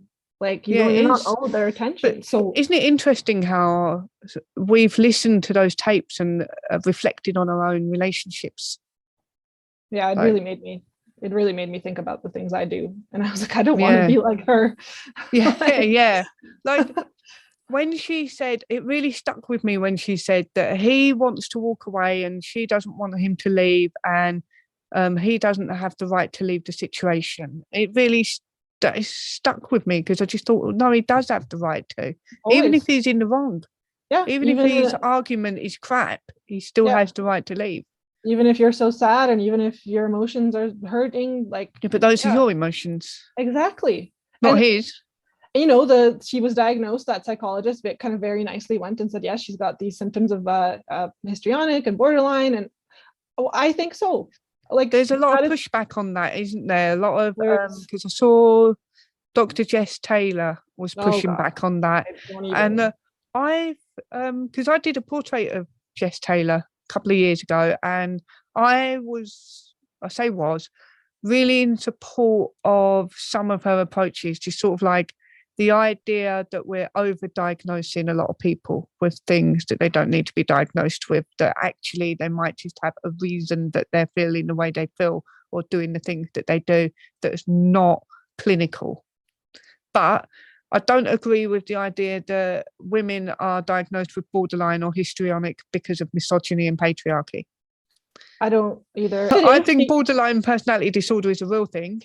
And I think that you don't really get a chance to see who that person really is if they're not being helped appropriately. Like Amber Heard, all this lying and fake crying and all this, that's crazy. And it's unfortunate that she's in an environment where she's been enabled, because she's not having the opportunity to be who she really is. And I hate saying that because it's such a trans thing to say, but she's not having the opportunity to be a stable, content person because she's not happy. She ain't happy. And I think I said fake crying, she was fake crying, but I think she's sad. And I think she's genuinely sad for herself. And it's not because she's falsely imagining herself to be a victim. I think she's correctly imagining herself to be a victim, but not of the things she thinks she's a victim of. She thinks she's a victim of terrible domestic violence. I think she's a victim of a culture that has enabled her to become a bit of a beast. And I'm not saying that there was no domestic violence in that relationship, because I think it was a toxic relationship as it is. I think it was too, yes. Yeah. So I wouldn't be surprised. I'm not saying he was innocent. I wouldn't be surprised if he was a lot of drugs, out of the way, or exactly. A lot of drugs, rich, beautiful people that are insane. Yes. And the thing is, I think she does seem like she has a cluster B, and her emotions are very real. It's not that she's fake. She's very hurt. She's probably, her ego is probably super hurt by all of this. Yes, she feels that very strongly. And I think she feels the breakdown of their relationship very strongly as well. I think she was genuinely hurt when that relationship broke. But I don't think she is able to recognise what her behaviour and her personality type has attributed to it, like what her role in it has been. This was such an important thing to me. You said your friend has this. My partner actually has borderline personality disorder. Right, okay. So, which is fine. She's okay with me talking about it. But that's why this touches such a nerve, because she has put a lot of effort in. We have together dealt with this thing and gotten it. It's been really tough to chase the medical system and to get her seen and diagnosed. And we are still waiting on a referral to like a DBT. But in the meantime, she's taken a lot of steps, which has been lovely to see. So, the diagnosis was helpful because she found that herself. We were dealing with this, like I said, we've been together for a long time, and it was like, why do you sometimes act this way? Why do you're a lovely person, why does it sometimes become so crazy, right? And so finally she found the diagnosis herself. And I feel terrible because when she brought that to me a few years ago, I was like, well, no, you're not borderline. Those people are insufferable. You can't live with those people. They're awful people. Yeah, because there is a stereotype to it, right? Yeah. Yeah. And then she reads me the symptoms, the diagnosable criteria, and I was like, oh no, I think that maybe you're right. But that was good and important, and it's helped her a lot to realize that and to take the steps to address it, rather than just being told like, no, you're only this way because of some past childhood trauma. And I don't like the trauma narrative, that everything is due to trauma. And I listened to a podcast a little while ago. I might link it at the bottom of this when I find it after the chat, but I listened to a podcast about how people are overusing the word trauma and attributing trauma to things that are not actually permanently traumatic. And also trauma isn't forever either. Trauma is fleeting. It's a feeling, right? So like his reasoning, this psychologist, I think it was, his reasoning was that like, if you are in a car crash, for example, that is potentially traumatic, but it's not going to be traumatic forever. Like he was saying that he interviewed people that were there at 9/11 and that they don't report being traumatized like anymore, sort of thing. And so people that say, maybe their mum or dad was a little bit overbearing when they were growing up and that's traumatized them, has it really traumatized them, or has it just sort of like shaped them in a little way and now they're fixating on it because they've read about trauma online and stuff like that? Yes. Does that make totally, sense? I I don't know if that's agree. going to piss people off, but the trauma thing winds me up because everybody says everything's traumatic nowadays, and I don't think Yeah. it is. Like, there's a lot of things in life that could happen to you that are potentially traumatic, but that doesn't mean that you're traumatized for a long time. You can be traumatized briefly. Yeah, and it doesn't mean you can't be resilient and, you know, I don't want to say get over it, but work through it. Build your No, but there is resiliency. something And to be said for resilience, and we're not yes, practicing resilience in our culture at the moment. we're not. Yeah. Sorry, my cat is all over. I love your cat. Your cat's beautiful. This is Buddha. Well, and another thing is also, if let's say things are due to trauma, a lot of personality disorders are, like, that's completely, it doesn't mean it's not a disorder. It doesn't mean it isn't impacting your life negatively. So getting that diagnosis or just understanding yourself that way can still help. Like, yes, there's a reason for most mental disorders. It doesn't, like, that's great. And now we can understand ourselves because it's a thing that manifests similarly in similar people, and it's not always the same. Like, I wouldn't compare my partner to Amber Heard, but at least, you know, there are different ranges. Everyone's different. Everyone's different. Yeah. And so I just think people, they can't take their judgment out of it. You know, like if I say someone, oh, this person has borderline personality disorder, it doesn't mean I'm judging them as a bad person, you know, and so for them to connect that stigma to the diagnosis, they're just, it's like connecting groomer to LGBT. Like, I do worry that, like, even though some things are a result of a traumatic event, I worry that we are culturally fixating on trauma. yes, And we're making it more of a thing than it is, in terms of, if we fixate on it, then I think you could, like, potentially make yourself feel more traumatized. I think so. I think it's similar to gender dysphoria. You know, everybody, you fixate, you think about the parts of your body that aren't right. Like, they are encouraging people to ruminate. And yes, it's not empowering, is it? No. Exactly. Yeah, that's I think that's quite a lot of controversial things we've talked about that we could get cancelled for. We're gonna get so cancelled. No, we'll be fine. I got cancelled already. I think I've been abandoned by all the people that want to cancel me now because I said I like Jordan Peterson. Oh, so. yeah. I've been doing some tweets lately that are riling people up. I did one that was like, Jordan Peterson was right, and I just meant about most things. And people are like, why you about like all him? the common sense stuff. He's a misogynist. He's awful. He's this. I was like, oh Lord. And people started talking about it. And one time I did a tweet where I was making a point about pronouns, but I said that I was laughing at how people think Matt Walsh is a theocratic fascist because he's got it in his bio. And I said, oh, these are the same people who think putting pronouns in your bio changes your sex. I wasn't even talking really about Matt Walsh or defending him. You should have seen the comments. People were just like, why do you love this misogynist so much? And he's an awful person. I saw that. I was laughing at it. This is a problem. This is a problem we're having culturally on the left. Yes, I agree. And I do think it's a left thing. I know some people hate that. Like, Deuce doesn't like it when I say that because he's like still a lefty. I did that again. I need to stop it. Fuck's sake. I can't help it. Right, my hands are going away. Sit on them.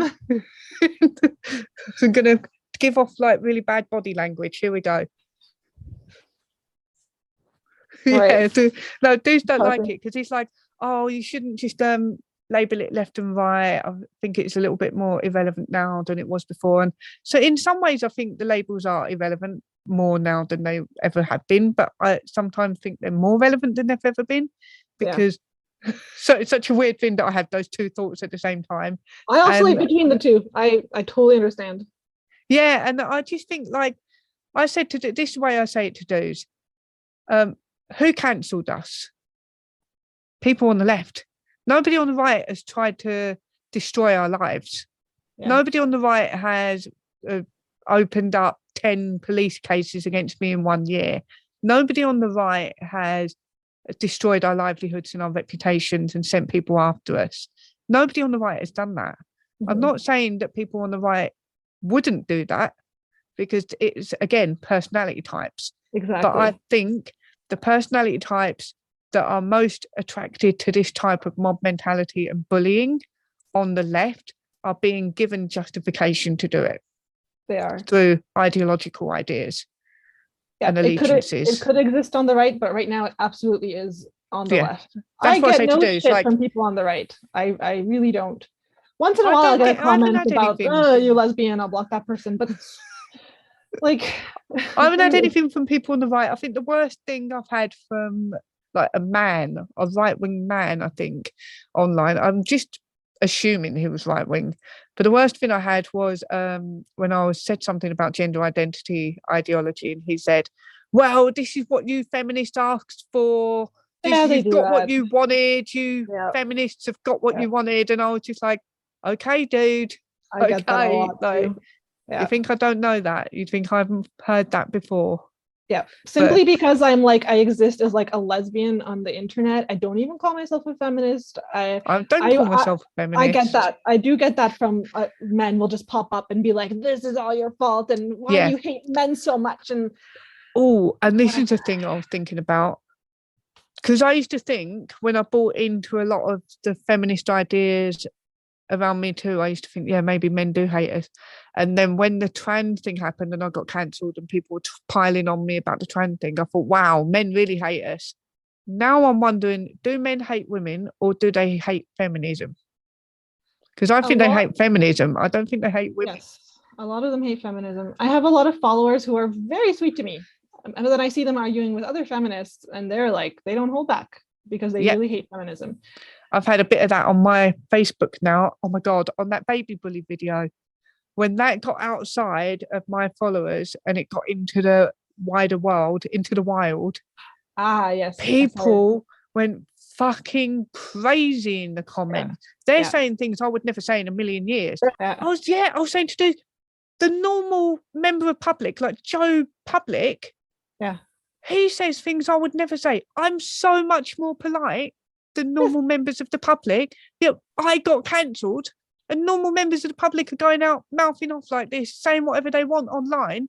And that's what made me think it's personality types. Because these normal members of the public don't give a fuck what trans rights activists will say to them. They don't give a fuck. And it's that fearlessness. You've got to go in with fearlessness and be like, I don't care. Like when that Liberal Democrat person's follower said you should call the police. And I went, go on then, call the police. That's good. No, I've noticed this a lot. Like I've said this before, that these trans identified men, they come at me in droves. They say the most horrible things because they're not actually scared of me. They're not scared of me. What do they have to be scared of? I'm not going to do anything. I'm not even going to report them. They would never say this to like a man on the street or even on Twitter. No. They're scared. But that's the thing, they call us fascists and Nazis, but did you see any of them actually squaring up to a real Nazi? You know, like if there was a bald man with like a swastika on him, I don't know what Nazis dress like, but probably like wearing a swastika. Like I'm a Nazi. And it's all like, he's got Nazi written on his head and he's got like the little Hitler moustache, everything, right? And he's would be terrified of those people. Knuckle dusters. They wouldn't square up to those people in a million fucking years. No, they wouldn't not say even a on word. Twitter. Not even if that was someone's Twitter profile picture, not even if someone on Twitter, I'm a Nazi, they would never speak to that person. They come at me, they insult my looks, they like say the nastiest shit to me because they are not scared at all. And then they call me a fascist, which is just ridiculous. I get that like 10 times a day or more. Like, you're a fascist, a gender fascist. I get that all the time. A gender fascist. Wow. Yeah, me and Dooz got denounced on the festival scene as fascist. Dooz got denounced as a fascist. He got named. They said Dooz McDooz is fascist, and this woman that we know. And a few people said, well, that's not fair. Why would you call Dooz a fascist? Because he's going out with a fascist. So he's a fascist by default. Oh my God. It's so funny. It's so mental. And a lot of people did get upset on Dooz's behalf. And then I got a bit jealous. I got a bit like, why are they sticking up for you? But nobody stood up for me. But it's because Dooz's is a bloke and he's lovely and I'm a woman and I'm evil. Exactly. You just got to deal with that. Yeah, no, I do think women get a harder time in this. I don't think we get forgiven or given a chance to be forgiven or anything. Yeah, I think we do. And I do think it's because of those agreeableness traits, Like, I think there is misogyny in there, obviously. There is, but I think it has to do with personality types, like you were saying. Yeah. Just so happens more women fall along those lines and they come after us. Yeah, I said that to those because the people that message him telling him to leave me, or he has to choose between me and the festivals, or me and his career, I said to him, why do you think they feel comfortable to message you, private message you, and say things like that to you? So it's because they know you're not going to tell them to get fucked. Because if anyone dared to message me and say that to me about dudes, I'd be telling them to fuck off pretty quick. So I think that's the reason nobody's ever interacted with me about this. They just go to him, and that's not me saying anything bad about dudes. He's lovely. I don't want him to change his personality, but he's a lot more approachable and kind than I am. Even though I'm an agreeable person, I think especially when people know they're lying about me, they're too scared to approach me, I think, because they know they've done something wrong. Mm-hmm. And they think they can manipulate Doozer into thinking I've done something wrong. They're trying, yeah. Sounds like they're trying.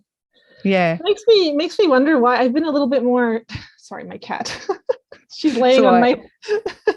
I've been a little bit more open on places like Facebook and stuff with all my turfiness, which is where I have a lot of personal friends and family. And I've been really surprised because not a single person in my life has sent me a message about like, you're so horrible for having these opinions. Like I really thought people would. Yeah, nobody did. And I'm wondering if I've convinced them or if they're just too scared to talk to me. I think a lot of people are too scared to talk about it in general. I mean, the only people that really send me any private messages about it are people that are already sort of on our side, or my family. My family send me messages because they ain't got a clue what's going on. So they're like, Bird, why is that fucking nonce in the school for? And I'm like, you can't say that. You can't. You get cancelled. They're like, Bird, what's cancelled? So cancelled, when people go after your job, they go, fuck that. Fuck them weirdos. Who are they? Yeah. So I'm like, okay, you obviously don't live online like I do. It's like, you can't say that. Oh, but to be so blissfully unaware. Like, yeah. My family members, they're like the normal people, normal Joe Public. Like they're on Joe Public are on my video because that went a little bit viral, and they're like saying about the baby bully and that. They're like saying the most atrocious things, like so vicious. I laughed at some of them, but some of them I hid, and I know like that contradicts my free speech thing, but I hid comments that I saw. Obviously I can't catch all of them because there's too many, but any comment that I saw that could be perceived as some sort of incitement to violence, I got rid of. Yeah, I just got rid of that. That was my boundary on it. That's understandable. Yeah, I'll get stuff on my Twitter sometimes. People leave pretty nasty stuff, and I just don't reply or talk about it or anything. I'm like, dude, I would never don't give it a like or people anything. Think I'm just so awful and I'm so transphobic and I'm so like, someone comes along and says something like really actually transphobic and I don't like it.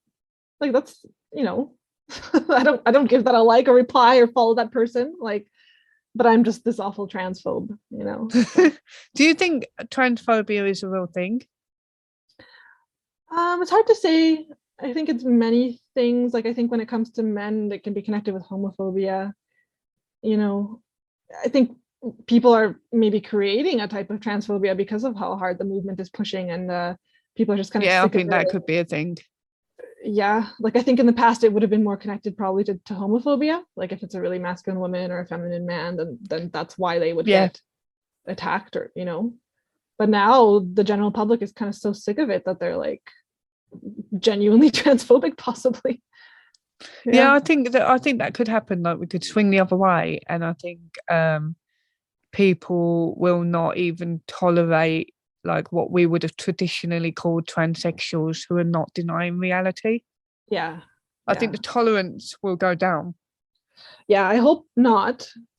Sorry, it could happen though, and it could happen just simply, and it's unfortunate that it's happening because of people that haven't even got gender dysphoria or whatever. Yes, exactly. Although it's unfortunate. There's a lot of fear mongering, like in Canada, about like our only conservative party, which I don't think is that conservative. In my opinion, they're quite centrist. They're not even here. Not even conservative. I was like, you're a bunch of wimps, man. Well, the reason I'm actually kind of happy is because I do see kind of a growing backlash, just a growing kind of against woke. But in my opinion, at least in Canada, it isn't to the point where there's genuine like homophobia or transphobia. This party, our conservative party, I know in my opinion. Why? Because the growing numbers of people that are opposing woke ideology, if we call it that, are people that come from the left that have woken up to it. Ironically, woken up to woke ideology. I say that too.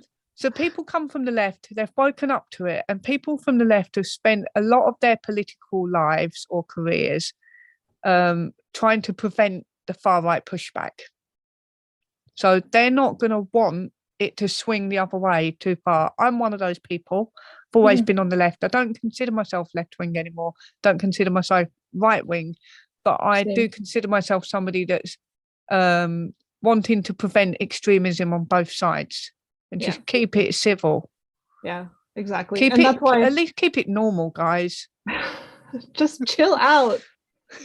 Just calm down. So crazy. Like everything's crazy at the moment. Are you having like in Canada? Are you having like a crisis with like energy bills and stuff? Because we've got that here. Yes, gas prices. I live in Alberta. This is just crazy. Our gas prices should not be this high. We have prices. Energy prices went up. Everything went up. Food prices, everything. Yeah, same.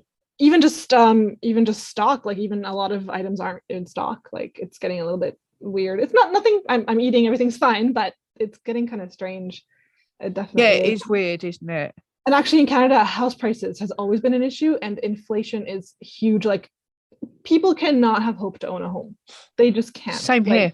I have no hope. We might, luckily, with the help of my partner's parents, we might go in together next year on something, hopefully. But beyond that, we would have no hope. And so that's why people are turning against, Justin Trudeau and the Liberals. They do nothing. I hate him. And I'm happy now our opposing party, Conservative Party, has an actual guy in the race who could beat him. And I like him. He's a good guy. I watched an interview with Jordan Peterson with him. But then people are saying he's a Nazi. He's such a right-wing, far-right guy. He is quite middle of the road. He is a classical conservative, nothing crazy. Like the shit people are saying is insane. So that's kind of what gets to me, Like he voted against gay marriage in 2005, okay, when he was like 30 or younger. Everyone was against it in 2005, wouldn't they? Obama didn't support gay marriage till 2012. Like it's not in the party platform to take that back. Like so why are we bringing this up? Like that's how crazy people are. But they're like, but in 2005, he didn't support it. Yeah, but people's collective memory only goes back to like 5 minutes ago. Yeah, unless this guy 15, 17 years ago did something you don't like. Unless you dig up some dirt on Twitter. Yeah. I hate that shit. I hate it. Yeah, no, so rubbish. Yeah, I hope there'll be I'm optimistic that things will be more sane because I think there is a very, very extreme right, but it's not the mainstream. It's not. In my opinion, the current conservative mainstream is quite centrist and quite sensible, and I hope that that's where we stay. So yeah, that's the same here. Like I think I said it to you last time that the Conservatives in the UK are more worried about what the left think of them than what the right think of them, and I think they should be more worried about what the right think of them.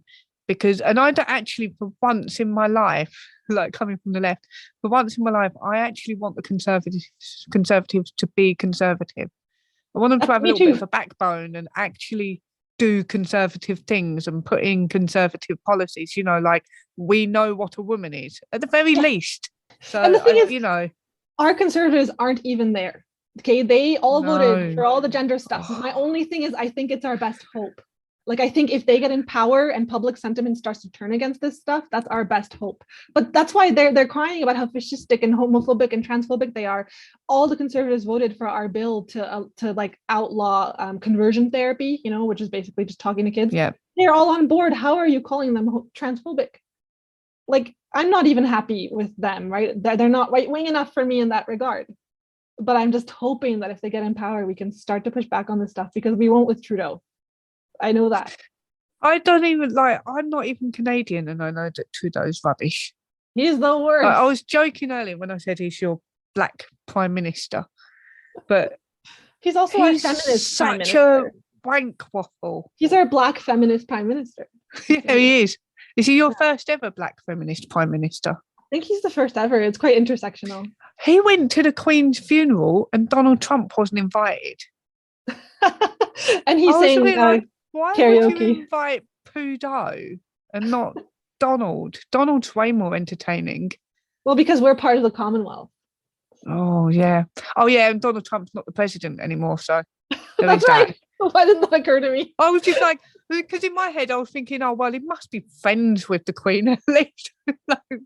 But no, the Queen, like the monarchy in the UK, I think they're meant to be non-partisan, so they're not meant to take political sides, which I think is really interesting because, like, imagine living your whole life not being allowed to publicly have an opinion on anything at all and having to wear stupid things on your head like the whole life.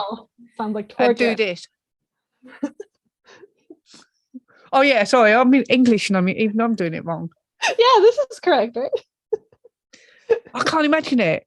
Can't imagine, like, I don't know, I got thinking about the Queen a lot lately because obviously the Queen died, and I got thinking about, like, what is it like to be a royal? Because that is just bizarre. What a bizarre life that you're like extraordinarily rich, like top of the top luxury. Couldn't imagine a life like it, but you're not allowed to have any opinions and you've got to wear stupid clothes. I don't envy that part. I could do with the money. Me either. But I don't envy that. That's for sure. Yeah. Give me a mansion in the countryside and you don't need to give me anything else. I'll be fine with just that. I'll figure it out. Yeah, exactly. I'll take it. Yeah, I'll take it. Just as long as I've got a fireplace, I'll take it. Yeah. I can survive. Yeah. Have you got a fireplace? I do, and I have a friend of mine next week. He's going to give me a bunch of firewood because last winter we spent a small fortune. It was so cold, so he's going to drop some off for me. Oh, because you have real winters in Canada, don't you? Not like fake ones that we have. I'll give him a shout out. Thanks, Neil, for the firewood. Thank you. He'll probably watch this. Put my thumbs up, like as if I know him. He's on Twitter. But like, we had a wood burner in our van, and I miss it. I miss being able to put the fire on. It's the central heating's not the same. We've got like a fireplace downstairs, but it's been they cover it all up.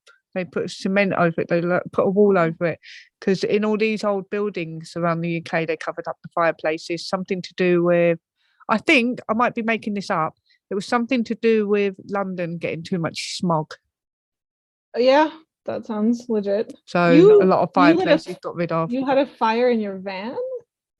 Yeah, we had a wood burner. We had one made for us, like custom made for our van, because we built our home inside our van. I'll send you a video of it. It's really cool. Please. And that's awesome. I might put it at the end of this video, maybe. You should. Dooza wrote a song with a video, like a time-lapse video of us building our van inside.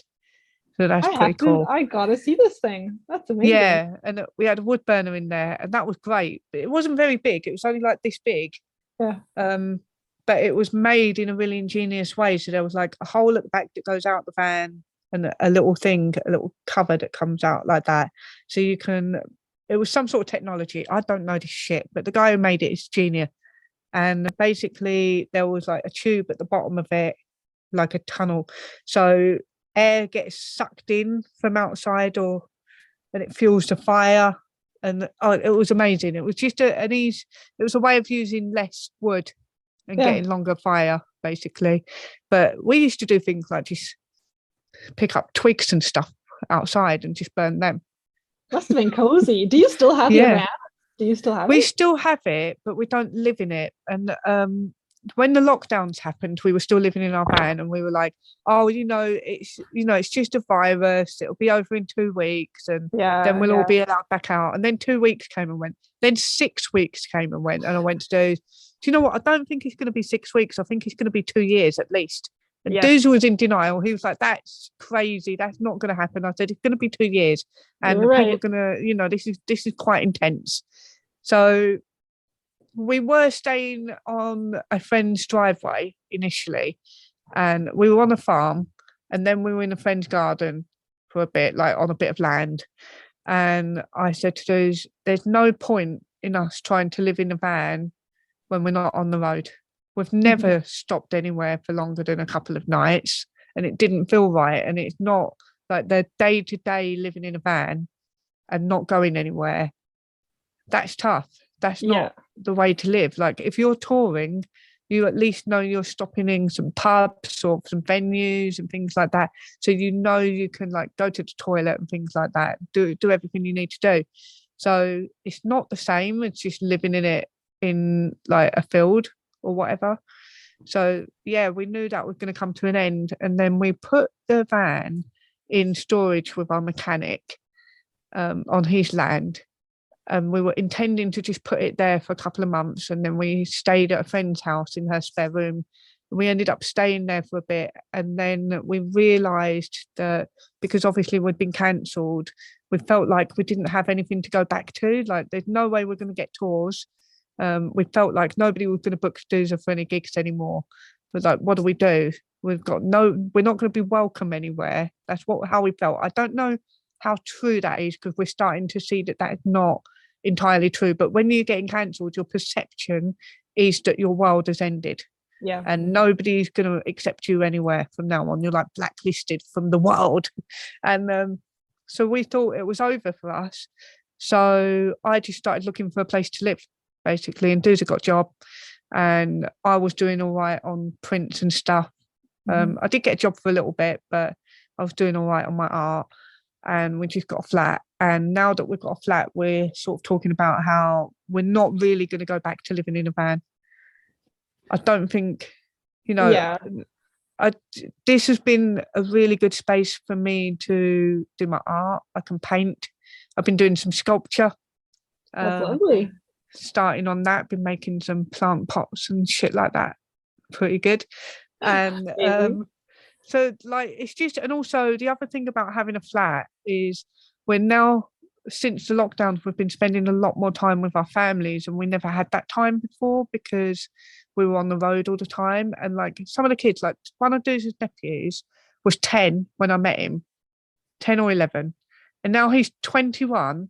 He's got a car and a girlfriend. I'm pretty sure he's getting his own house soon. And I was like, how did he get his shit together? He was 10 years old a minute ago, and he's got his life so much more together than us. Like, what's going on? But also the thing is, like, he was 10 years old a minute ago, and we missed those teenage years, and we saw him a few times here and there. But you know how teenagers are. Like, whenever we'd see him, all we'd get out of him is all right. And that's it. Well, how are you doing? All right. Typical. So yeah. So, but obviously he's a bit older now, so we get like, all right, you okay? We get that. Progress. But since then, like, both of our families have had more kids, like siblings and cousins and stuff. They've all had more kids, and so now we've got an opportunity to spend time with our nieces and nephews while they're little, and we're actually seeing them grow up. I mean, like, they're so different to what they were when lockdown started. It's unreal. So that's been really precious to us. And we started to realise that maybe some of these things are better for us and actually a bit more grounded. Like being family orientated is actually healthy. And it's good for you. And it's making us rethink our perspective on life and family and children and things like that. I don't want kids, but I do enjoy spending time with the nieces and nephews as much as I enjoy giving them back and having my own space and having my flat back to myself.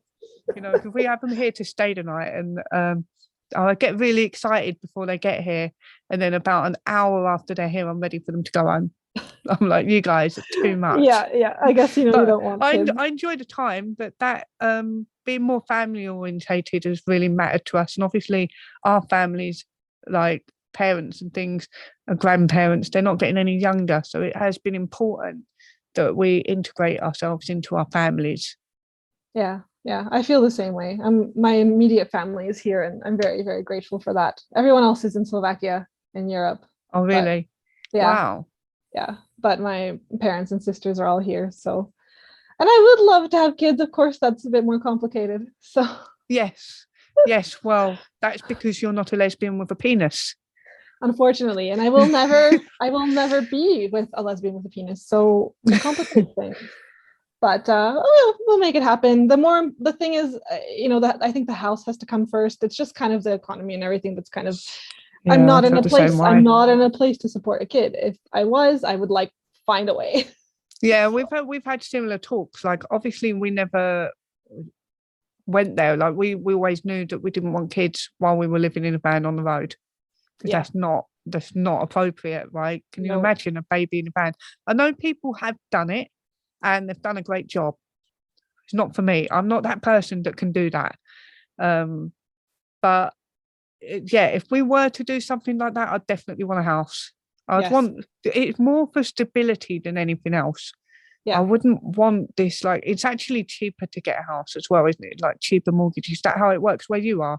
So you Yes, pay it more is. on rent here than you would on a mortgage, Same. which is crazy. I'm paying quite a lot in rent. Yeah, same. Thankfully, we have a really lovely owner, and I'm sure he would let us stay here as long as we want, but it was recently raised. So yeah, I don't want to be looking at kids until we own a house, because the instability, and also I'm in a community where, like, there's a lot of infills, like a lot of developers buy the houses, knock them down. So if they offer the owner enough money, he might sell and we would be out of here. And we have 3 pets. Not a lot of people are going to take us. So our next step has to be to get our own, but just on our own, that would be impossible. Yeah, it does feel like that. And I do feel like culturally, that has had a huge impact, and that might be contributing to, there's lots of factors contributing, but this is one of the factors that I would attribute to younger people being so angry, especially at older women.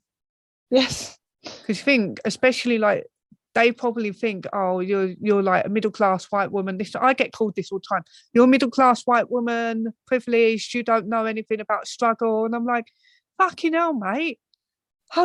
Don't make those assumptions about me. I'm from Essex. No. Yeah. Not a nice bit of Essex either, but I think they assume that they're the first generation to have it hard, and they're the first generation that, has less job prospects and won't get a house, when actually my grandparents had it fucking hard. And they did tell us about it, but they didn't complain. They didn't make it out like they're the biggest victim. And I saw that, I don't know if you saw that meme that I shared on Twitter the other day, saying we're the first generation in all this debt, and that's because our grandparents lived outside of our means. And I retweeted it and I said, I don't agree with this, because my grandparents never lived outside of their means. They always struggled and they did their best, and so did my parents. So I'm not angry at my grandparents or anyone else's grandparents for the economic situation we're in now. And I would rather talk about what we're going to do about it than who to blame. Exactly. It's a lot of resentment to carry around. It's not going to help anything. No. Like, my grandparents and my parents lived under communism. Like, they don't complain. And my parents came over here with absolutely nothing. They struggled. They only just recently paid off their home. Good for them. But wow. They don't complain. When we moved here, we were like... Did you hear about that a lot when you were growing up? Like, about your parents growing up in communism, or was that like just something that happened to them and they just didn't see it as a big deal to talk about? Not a lot. They of course did. They saw it as a big deal, but no, they really didn't. Not until more recently, now that we've all grown up and I talked to my mom and stuff, and she remembers when she was a kid, like tanks rolling into her village, like the Soviet forces, like taking over. That's crazy. And they don't complain. Like, they came here, they struggled like crazy. Just with 4 kids, and made it work, so that's kind of where I get my attitude of not being like resentful and being thankful, because I saw what they did and I saw that they didn't complain. So that's that resilience thing, though. Yeah, exactly. And also, like, that's like quite a hopeful story that they went to Canada, right, from where they were with nothing, and then built a life. Even if they did struggle, they built a life. And, you've obviously turned out well. Your siblings probably turned out well. Do you know what I mean, though? Like, they did, yeah. It's turned out well. Yeah. I wouldn't, like, even in my family, they've had some struggles in my family, and I think everybody's turning out well. Like, everybody considering, and everything's meant to get better every generation, but that doesn't mean that every generation is meant to have lots and lots of shit just handed to them and it's a better life automatically. What I think the progress means is that could take hundreds of years. The whatever idea it is we've got of progress in our society, I think a lot of people are trying to force it to happen right now. They are trying to engineer it. They're trying to build their own utopias, and it turns into just a hell for everyone. Like, Yeah, it's too much because it's not control. reasonable. It's not No, realistic. no, Like, it's if not. you want a situation where everybody has a home and it doesn't cost too much and there's no homeless people, that could potentially take hundreds of years, and we would have to be extremely organized about it. Yeah. Yeah, Okay, it's not maybe going to not happen hundreds of overnight. years. Maybe we could do it in 100 years, but we would have to be, as a society, really united on it, on that one mission. Yes, we would. And it would And also a lot of people would have to go out of their way to make that happen as well. Well, it would require things like a strong economy, but then people get mad at like conservative right-wing people for talking about the economy. They say you value money and economy over people's lives. And it's like, well, a good economy means good lives. So Yes, they're not heartless. They just know what it takes to give people wealth and a it's home. logical. Like, yeah, I always hate that talking point when they're like, well, like for like COVID shutdowns or whatever, when conservatives generally were arguing against shutting down the economy, and they're like, you care more about money than people's lives. It's like, no, people will not eat if they don't have money.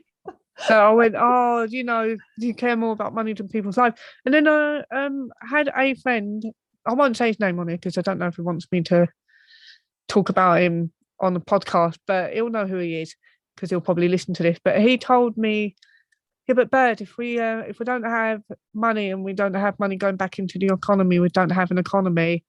How do we feed and house people and look after people? And I couldn't handle it. He broke my brain.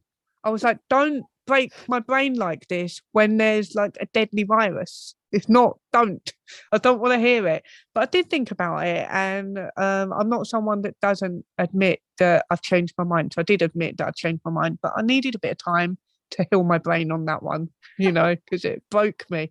I was like, why do you have to be right about this? I just want everyone to be comfortable. But I didn't get it. And then, but because of this trend thing, I've thought about a lot more different things. And I do agree now with conservatives about keeping the economy going. And that does take people willing to work, people willing to make money, and people willing to spend money. Exactly. But there's a lot of issues in that I still come in on the left wing side. So, for example, I don't think minimum wage is enough to live on, and I think we should have a livable wage, because otherwise people won't be willing to spend their money back into the economy because they can't afford to. I have thoughts on that, but not as well thought out as my thoughts on gender, so I won't bore people with that. Yeah, I forgot we were recording. I didn't even think about whether this would be boring for people. Oh God, no, I don't. You are not being boring. Just I try to sort of talk about what I am very certain of. Are you still at the stage of like thinking about these things? Because I don't feel like I've got all of my thoughts together on a lot of things, but I still say what I'm starting to think and see, because I like to test out how it sounds out loud, because then you get a feeling for whether something's a little bit off. Yeah, I try not to censor myself like on Twitter and stuff like about politics, but at the same time I won't go as hard on things that I'm not as certain about.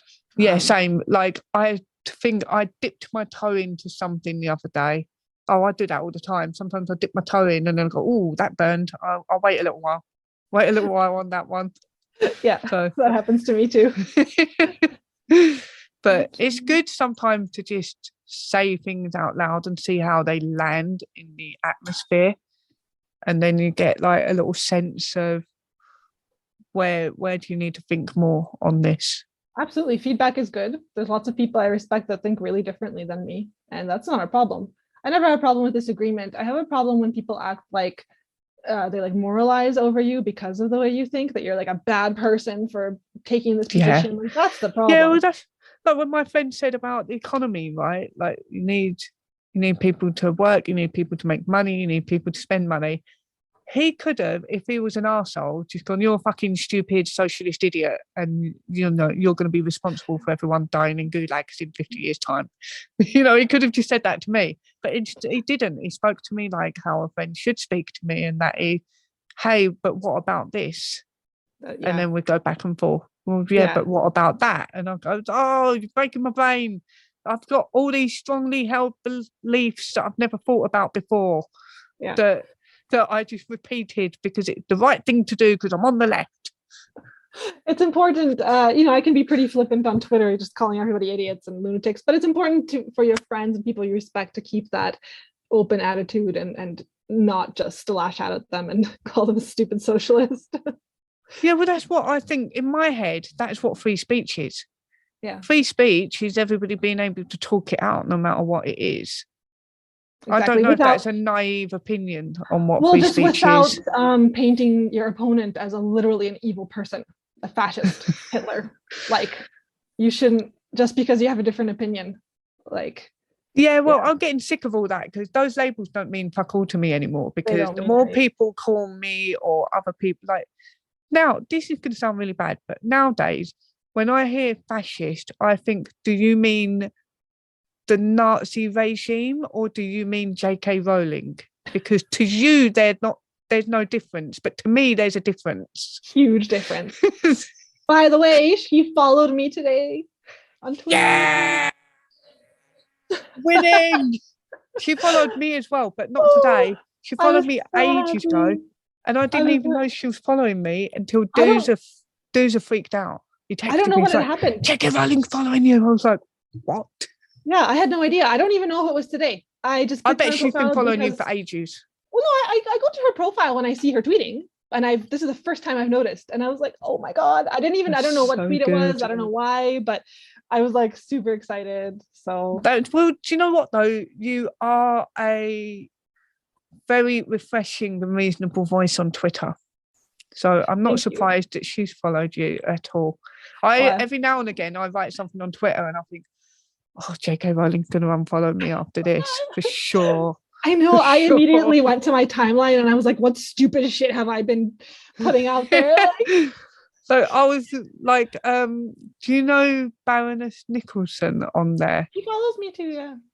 Yeah, she retweets me. But I've heard she doesn't like people swearing. So I got really paranoid about like swearing a lot on Twitter. So I was like, right, okay, I need to not watch my language in a censorious way, but just sort of like how you might not swear around your grandparents or something.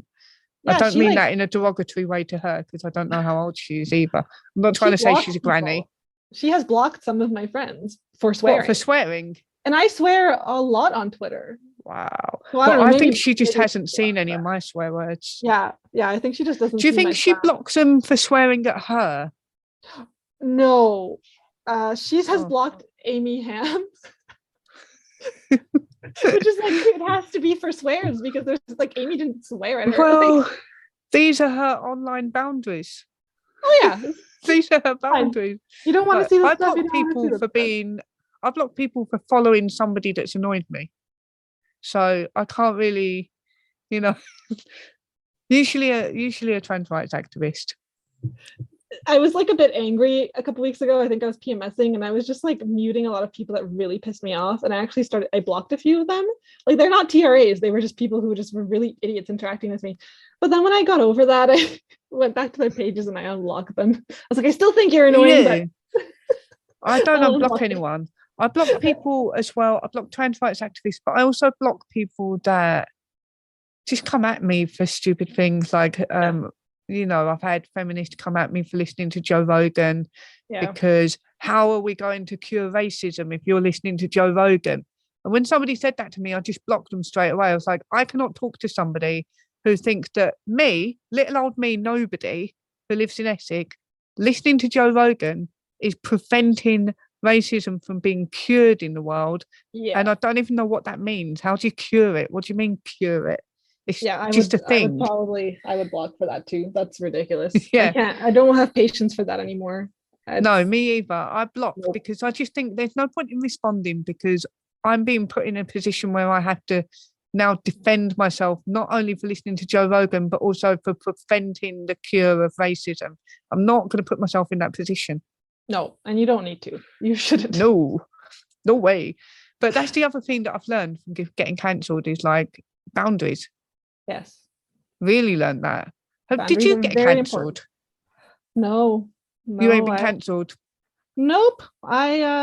I don't know. I'm a freelance writer, so people could go after my employment. But I think that my clients would be like, so what? My name isn't on any of the stuff. They want good work. So Smart. what are they going to do? I think like you're not on Turf Island, but I do think even in Canada, the tide will be starting to turn by now. Not yet. I really don't think so. Am I being optimistic? There's like the smallest little whispers of this stuff, but the laws we've put in are just so bad that it's going to be really hard to fight against this. Yeah, Jordan Peterson said that in like 2016. Yeah, he said once you put these laws in, you're gonna have to fight tooth and nail to get them undone. And he was right. Like it's going to be very hard to come back from this. So I don't know. That's why I have currently hope in the fact that he now has an opposition leader that might unseat him. And that's where we can actually start. But that won't happen for another few years. So in the meantime, I'll just keep writing things and protesting. So see where it goes. Well, I don't know how long we've been chatting for because I forgot to put my watch on. Oh no, I'm doing that again. Fucking hell, I've got to stop doing that. We have to flex and take a screenshot. Oh, I can't because I've got a long sleeved. And can I flex through my shirt? Yeah. I don't know if I can. But I haven't been to the gym for ages, like at least 2 weeks. Hang on. Do you want to flex? I'm cheating though because this is tight, so I'm cheating a little bit. That looks. It's going to look big. Are you getting a screenshot? Yes, yeah, I got it. Yes. We look fantastic. I will send you that. Do we? We always look sexy. We always do. Yeah, last time we talked was July 20th. I see it here. July 20th, jeez. Yeah. That feels like it was only like at the start of August or something. Well, it's not far off the start of August, is it? But yeah, not too far off. Yeah. No, it's nearly 2 months. Yeah. Well, let's do this every 2 months. Yeah, all right then. Let's do that. I don't mind. Absolutely lovely chatting to you. I'm going to stop the recording now just to see how long we've been talking for. So, see you later, everyone. Like and subscribe down below because I need to buy some Monster Man.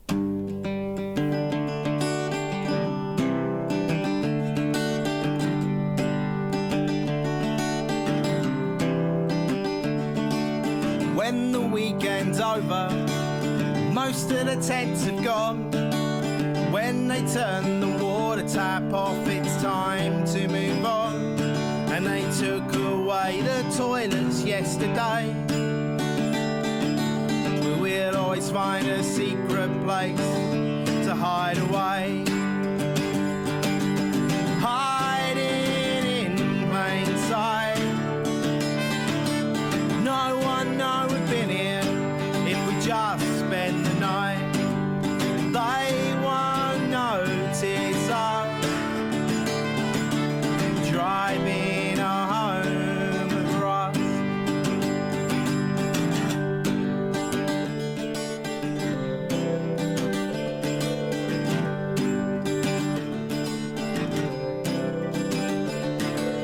Counting our money at the end of the weekend, hoping that we earn more than we spend.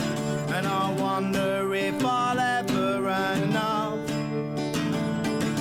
when everything just seems to cost so much. Hiding in plain sight. No one knows we've been here if we just spend the night. They won't notice us driving home for us.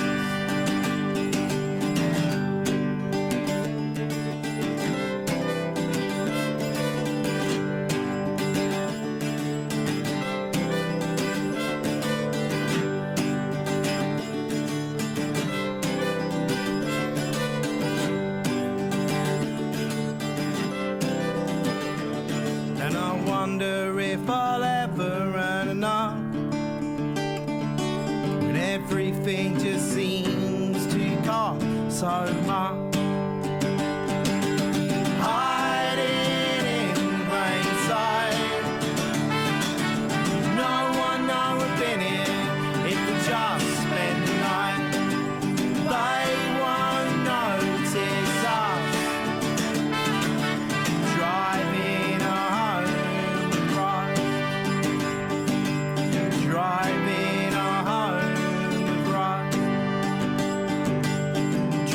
live in a home of rust.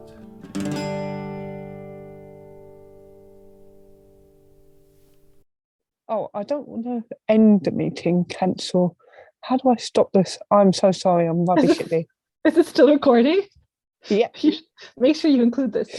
Early in the morning, as the sun comes up, I just wanna have a cup. There's one drink, that's the one for me. Won't you please make me a cup of tea?